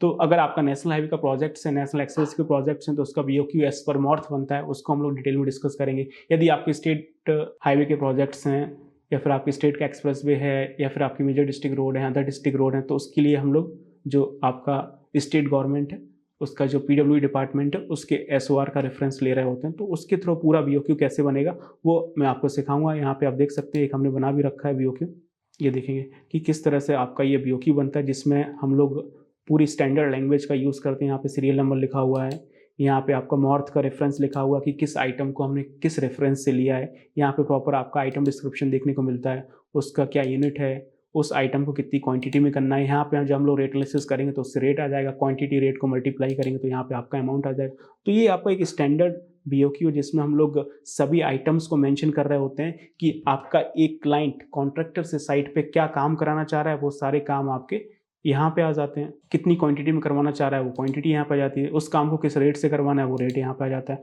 और एट द एंड आपका टोटल यहाँ पे कॉस्ट आ जाती है। तो इस तरह से आपकी चीज़ें हो रही होती हैं, जो कि हमारा मेन काम है ऐसे क्वांटिटी सर्वे और बीओक्यू बनाना, वो हम आपको सिखा रहे होते हैं, वो भी अलग अलग रेफरेंस के साथ, चाहे वो आपके स्टेट गवर्नमेंट के प्रोजेक्ट्स हों, चाहे वो आपके नेशनल हाईवे के प्रोजेक्ट्स हों। तो इस तरह से हमारा क्वांटिटी सर्विंग का काम खत्म होता है, 40 डेज़ के ट्रेनिंग प्रोग्राम है, और उसके बाद हमारी जर्नी स्टार्ट होती है बिलिंग की। तो हम लोग क्वांटिटी सर्विंग के साथ साथ आपको बिलिंग भी सिखाते हैं, ताकि आप साइट पे प्रोजेक्ट्स के बिल को प्रिपेयर कर पाएँ। तो सबसे पहले तो हम लोग डिस्कस करते हैं कि what is bridge construction bill, कि आपकी कंस्ट्रक्शन बिलिंग क्या होती है, एक बिलिंग इंजीनियर की क्या रोल एंड रिस्पॉन्सिबिलिटीज़ होती हैं, उसको हम लोग डिस्कस करते हैं। और उसके बाद हम लोग डिस्कस करते हैं कि बिल बनाने का क्या एक स्टैंडर्ड प्रोसेस होता है, जिसके थ्रू आप बहुत आसानी से बिल बना सकते हैं, हम लोग इसको डिस्कस करेंगे। और उसके बाद important contract terms and conditions of bridge projects, तो जो आपके ब्रिज के प्रोजेक्ट्स होते हैं, तो कोई भी जब प्रोजेक्ट स्टार्ट होता है तो उसके पहले आपके एग्रीमेंट साइन होते हैं क्लाइंट और कॉन्ट्रैक्टर के बीच में, उसी एग्रीमेंट के अकॉर्डिंग बिलिंग होती है, आपके और हमारे कहने से बिलिंग नहीं होती है। बिलिंग होगी आपकी कॉन्ट्रैक्ट एग्रीमेंट से, जो आपका साइन हुआ है उस क्लाइंट और कॉन्ट्रैक्टर के बीच में, उस प्रोजेक्ट को स्टार्ट करने से पहले।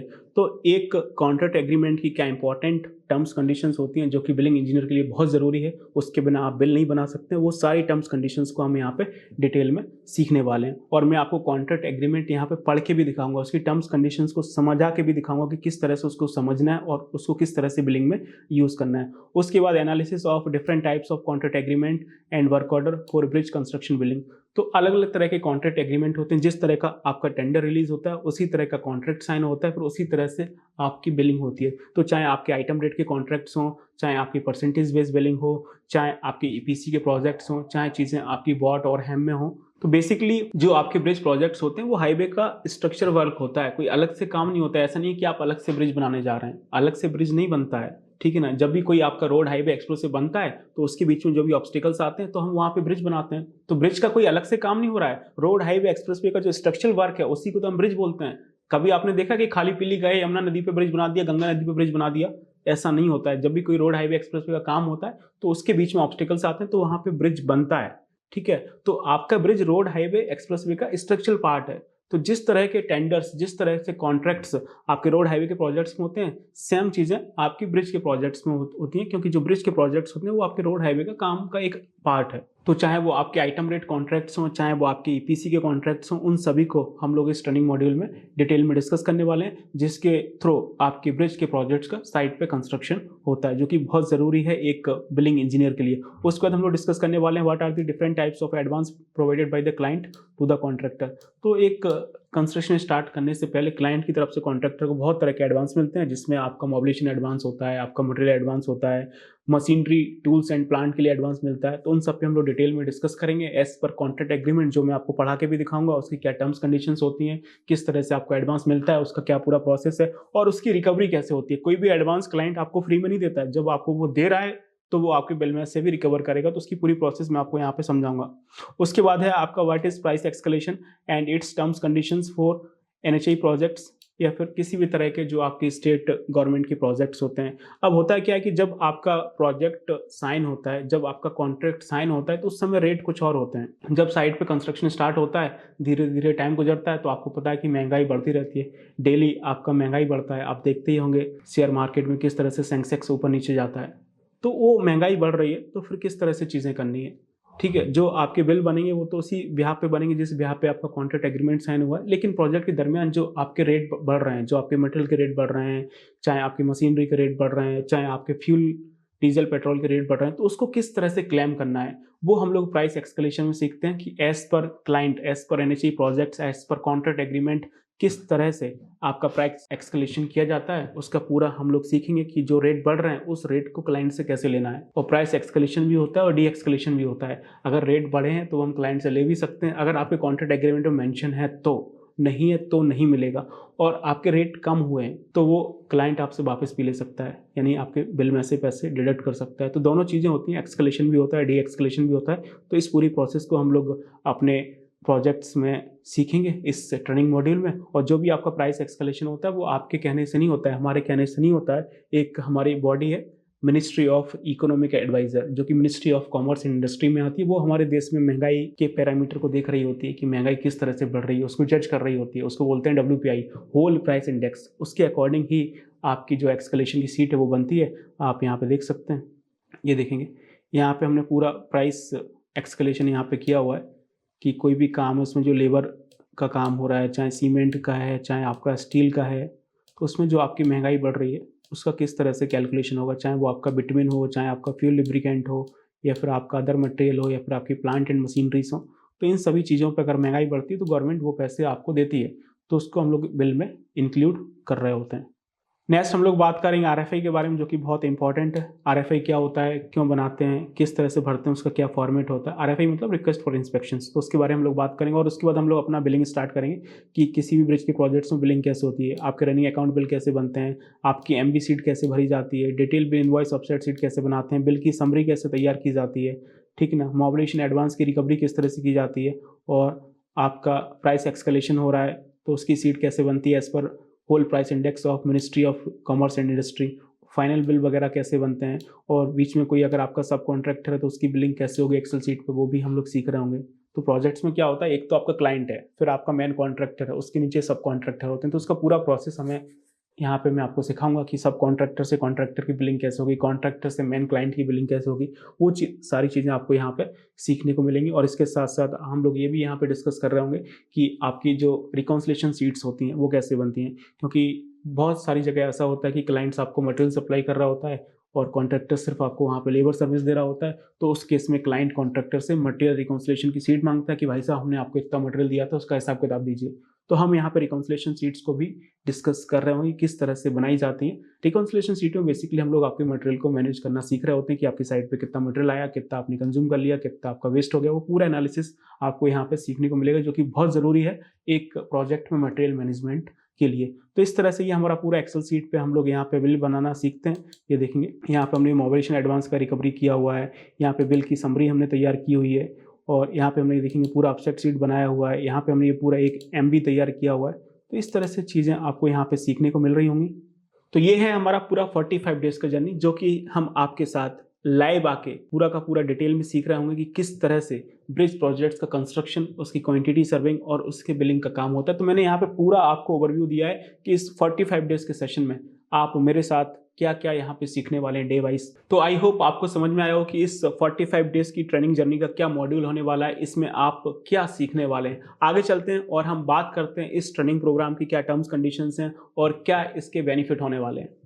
ब्रिज प्रोजेक्ट्स के क्वांटिटी सर्विंग और बिलिंग के डेमो सेशन में अभी तक हमने देखा कि आपका ये ट्रेनिंग मॉड्यूल हमने किसके लिए डिजाइन किया है, इसे किसको ज्वाइन करना चाहिए, किसको नहीं ज्वाइन करना चाहिए। उसके बाद हमने डिस्कस किया था कि ब्रिज प्रोजेक्ट्स में क्या अपॉर्चुनिटीज हैं, आने वाले समय में क्या स्कोप होने वाला है। और उसके बाद हमने डिस्कस किया था क्वांटिटी सर्विंग के बारे में कि ब्रिज प्रोजेक्ट्स का क्वांटिटी सर्विंग कैसे होता है, उसका क्या स्टेप बाय स्टेप प्रोसेस होता है और एक क्वांटिटी सर्वेयर की क्या रोल एंड रिस्पॉन्सिबिलिटीज होती हैं। और उसके बाद हमने आपको बताया अपने ट्रेनिंग मॉड्यूल के बारे में कि जो 45 डेज का ट्रेनिंग प्रोग्राम होने वाला है उसमें आप क्या सीखने वाले हैं। मैंने आपको डे वाइज पूरा जर्नी दिखाया और हम बात करने वाले हैं इस ट्रेनिंग मॉड्यूल के टर्म्स कंडीशंस और बेनिफिट के बारे में कि आपको इस ट्रेनिंग मॉड्यूल में क्या बेनिफिट्स मिलने वाले हैं। तो सबसे पहली बात, जो हमारा ये पूरा का पूरा ट्रेनिंग मॉड्यूल है वो आपका लाइव होने वाला है। मैं 45 डेज तक मंडे टू सैटरडे डेली आपके साथ 1 घंटे आके लाइव इंटरेक्शन करूंगा और इस पूरे ट्रेनिंग प्रोग्राम को आपके साथ डिस्कस करूंगा। तो आप देख सकते हैं कि इसका क्या ट्रेनिंग मॉड्यूल होने वाला है। इस पूरे ट्रेनिंग प्रोग्राम का जो आपका फीस रखा गया है वो है आपका मात्र 5,999, जिसमें आप इस पूरे 45 डेज की लाइव ट्रेनिंग करने वाले हैं और ब्रिज के प्रोजेक्ट्स में साइट की वीडियोस के साथ, साइट की इमेजेस के साथ, एनिमेशन के साथ, लाइव प्रोजेक्ट ड्राइंग के साथ और आप IRC और मॉर्थ के रेफरेंस के साथ पूरे ब्रिज की प्रोजेक्ट की केस स्टडी आपको मिलेगी मात्र 5,999 रुपए में। अगर हम इस ट्रेनिंग मॉड्यूल में नंबर ऑफ सेशन की बात करें तो वो हमारे 45 सेशन होंगे कम से कम, और इससे ज़्यादा भी हो सकते हैं। नंबर ऑफ डेज आपके 45 होंगे और इससे ज़्यादा भी हो सकते हैं। नंबर ऑफ आवर्स की बात करें तो 45 होंगे और इससे ज़्यादा भी हो सकते हैं। तो कम से कम आपको 45 डेज का तो यहाँ पे लाइव ट्रेनिंग प्रोग्राम मिलने वाला है, जो कि हमने डिजाइन किया। बाकी आपके डाउट के अकॉर्डिंग थोड़ी बहुत चीज़ें ऊपर नीचे हो सकती हैं, तो नीचे तो नहीं होंगी, आपको 45 डेज से ज़्यादा ही सेशन मिलेंगे। और जैसा कि मैंने आपको बताया कि आपका ये सेशन है वो आपका मंडे टू सैटरडे शेड्यूल किया गया और इसकी जो टाइमिंग होगी वो शाम को 8 से 9 बजे के बीच में होगी, जिसमें आप लोग जॉब से फ्री होके आराम से आप ये ट्रेनिंग सेशन ज्वाइन कर सकते हैं और अपनी स्किल्स को एनहेंस कर सकते हैं और फिर इस इंडस्ट्री में और तेजी के साथ ग्रो कर सकते हैं। इस ट्रेनिंग प्रोग्राम की अगर हम फीचर्स की बात करें तो आप इसमें देखेंगे कि आपका ऑनलाइन लाइव सेशन होने वाला है through reinforce application. Online live interaction होगा हमारे ट्रेनर के साथ, जैसा कि मैंने आपको बताया। आपके डाउट क्लियरिंग सेशंस होंगे, सेम टाइम में आपके सारे डाउट क्लियर हो जाएंगे और उसके बाद हम लोग आपको सर्टिफिकेट देंगे जो कि आपका government plus ISO certification programme होगा इस पूरे मॉड्यूल को कंप्लीट करने के बाद। और इसमें आपको असाइनमेंट्स भी दिए जाएंगे जो कि आपको कंप्लीट करने होंगे और उसके बाद हम आपको यहाँ पे नोट्स देने वाले हैं, PPT देने वाले हैं, ड्राइंग्स आपको मिलेंगी, एक्सेल शीट्स मिलेंगी, ये सारी चीजें आपको यहाँ पे प्रोवाइड की जाएंगी। मतलब ये पूरा स्टडी मटेरियल है, ठीक है। आपके साथ PPT जो कि एकदम प्रैक्टिकल PPT हमने बनाया ताकि चीजें देख के ही आपको समझ में आ जाएं। ड्राइंग्स हैं, अलग अलग प्रोजेक्ट्स की ड्राइंग्स आपको मिलेंगी, स्टैंडर्ड एक्सेल फॉर्मेट मिलेंगे और IRC मॉर्थ के जो कोड्स हैं वो आपके साथ शेयर किए जाएंगे। और हम यहाँ पे आपको जॉब असिस्टेंस भी प्रोवाइड करेंगे। Job assistance in the sense कि हम आपको प्लेसमेंट असिस्टेंस प्रोवाइड करेंगे कि किस तरह से आपको जॉब के लिए पिच करना है, जॉब कैसे आपको सर्च करनी है। और जॉब सर्च तो बात की बात है, पहले आपको एक अच्छा रिज्यूमे बनाना आना चाहिए। तो हम आपके रिज्यूमे पर फोकस करेंगे कि रिज्यूमे कैसे बनाना है, उसमें अपने एक्सपीरियंस को, अपनी स्किल्स को कैसे मेंशन करना है ताकि एक इफेक्टिव रिज्यूमे बन सके। और उसके बाद हम लोग डिस्कस करेंगे इंटरव्यूज़ के बारे में कि इंटरव्यू में क्या क्या क्वेश्चंस पूछे जा सकते हैं, उसकी क्या पॉसिबिलिटीज़ हैं और आपको उसको कैसे डिलीवर करना है। वो सारी चीज़ें आपको यहाँ पे सीखने को मिलेंगी। और हमारे पास कोई वैकेंसी आती है, पिछले हम लोग 8 साल से इस इंडस्ट्री में काम कर रहे हैं, तो हमारे पास बहुत सारी वैकेंसीज आती हैं, स्पेशली क्वांटिटी सर्विंग के रिगार्डिंग, बिलिंग के रिगार्डिंग, इंडिया के अलग अलग कोने से और गल्फ कंट्रीज से भी वैकेंसीज आती हैं। तो अगर हमारे पास कोई वैकेंसी है तो हम उसका रेफरेंस भी हम आपको प्रोवाइड करते हैं। और लाइफ टाइम ट्रेनर असिस्टेंस मिलेगा डाउट सेशन के लिए। ऐसा नहीं है कि इस 45 डेज के बाद आप हमें भूल जाएंगे और हम आपको भूल जाएंगे। यदि आप हमारा ट्रेनिंग प्रोग्राम ज्वाइन करते हैं तो हम आपको लाइफ टाइम का हैंड होल्डिंग सपोर्ट देते हैं, जिसके बाद आप कहीं भी काम करें तो कभी भी आपको कोई डाउट आता है तो आप हमें कॉल करके पूछ सकते हैं। चीज़ें नहीं सॉर्ट आउट होती हैं तो आप हमारे साथ लाइव सेशन भी कर सकते हैं। तो ज़िंदगी में आपको कभी कोई दिक्कत नहीं आने वाली। ऐसा नहीं कि 45 डेज़ के बाद आप किसी प्रोजेक्ट पे काम करेंगे आपको कोई दिक्कत आएगी तो हम आपके लिए खड़े नहीं रहेंगे। हम आपके पीछे खड़े हैं, आप आगे काम करिए। कोई भी डाउट आता है तो आप हमसे उस पर डिस्कशन कर सकते हैं किसी भी प्रोजेक्ट पर। और उसके बाद सबसे इंपॉर्टेंट चीज़ है कि आपको रिकॉर्डिंग मिलेगी सभी क्लासेस की। Recording of classes will be provided, कि जो हमारा ट्रेनिंग प्रोग्राम है वो तो लाइव होने वाला है। लाइव होने के बाद हम आपको ये पूरा का पूरा रिकॉर्डिंग आपके साथ शेयर कर देंगे। तो सेम क्लास की आपको रिकॉर्डिंग मिल रही होगी, 1 आध घंटे के अंदर आपको ये रिकॉर्डिंग डिलीवर कर दी जाएगी। तो आपने लाइव सेशन भी अटेंड किया और उसकी रिकॉर्डिंग भी मिल गई, तो रिकॉर्डिंग आपके पास लाइफ टाइम रहेगी।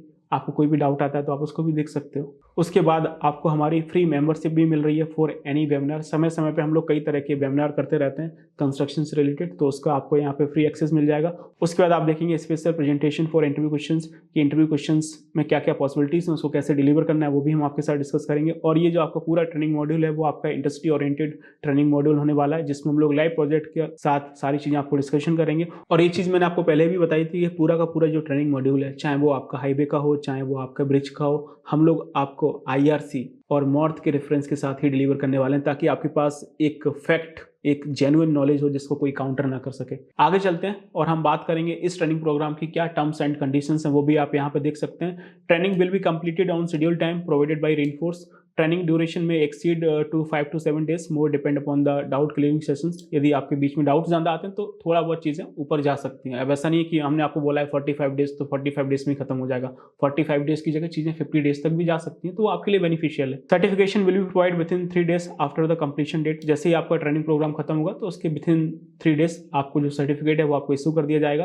और सर्टिफिकेट आपको तभी मिलेगा जब candidates 50% attendance is mandatory for the certification.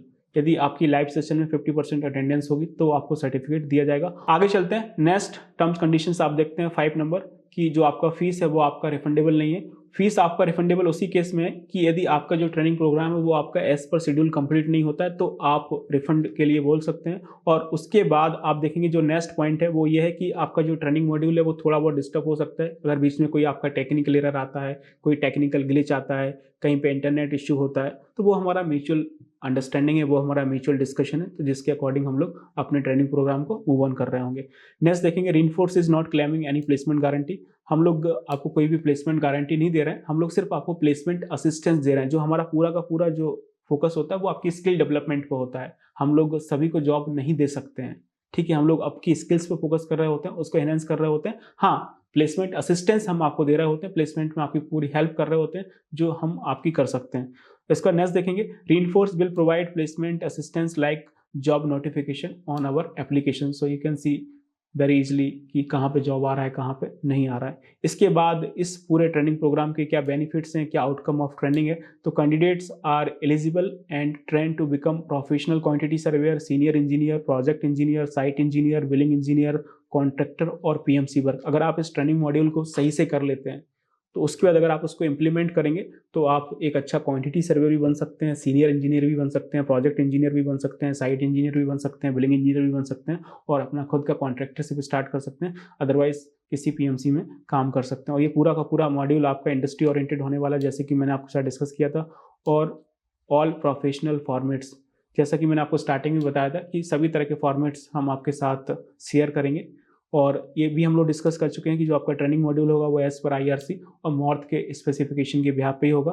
और जो आपका ट्रेनिंग मॉड्यूल है that cover from basic to advance all the professional skills. आगे चलते हैं, इसके बाद देखेंगे ये हमारा सर्टिफिकेट का सैंपल है। तो ट्रेनिंग कंप्लीट होने के बाद विद इन 3 days आपको ये सर्टिफिकेट आपको दिया जाएगा, जो कि आपका ISO और MSME skill India certified certificate है, जो कि सभी जगह वैलिड है, जो कि आपके रिज्यूमे में 4 चांद लगा सकता है। तो ये सारी टर्म्स कंडीशंस हैं और बेनिफिट्स हैं इस ट्रेनिंग प्रोग्राम की, जो कि मैंने आपको यहाँ पे समझाया है। आई होप आपको समझ में आया हो कि इस पूरे 45 डेज के ट्रेनिंग प्रोग्राम में आपको क्या कंटेंट मिलने वाला है, क्या हम लोग आपको स्टडी मटेरियल देने वाले हैं, किन प्रोजेक्ट्स की हम लोग केस स्टडी देने वाले हैं, और एट द एंड आपको इन सभी सेशंस का आपको रिकॉर्डिंग भी मिलेगा और आपको सर्टिफिकेट भी मिलेगा। तो ये सारी चीज़ें हैं जो कि आपको मात्र और मात्र आपको 5,999 में सीखने को मिलेंगी। और आपको लगता है कि ये सारी चीज़ें आपको सीखनी चाहिए, जो कि सीखनी ही चाहिए। अगर आप इस इंडस्ट्री में काम करना चाहते हैं तो आपको ये सारी चीज़ सीखनी पड़ेंगी, तभी तो आप आगे ग्रो कर पाओगे। आप किसी साइट पे काम करते हैं तो वहाँ भी आप सीख रहे होते हैं, लेकिन वहाँ पे कोई सिखाने वाला नहीं होता है। वहाँ पे जो सीखने की प्रोसेस होती है बहुत स्लो होती है।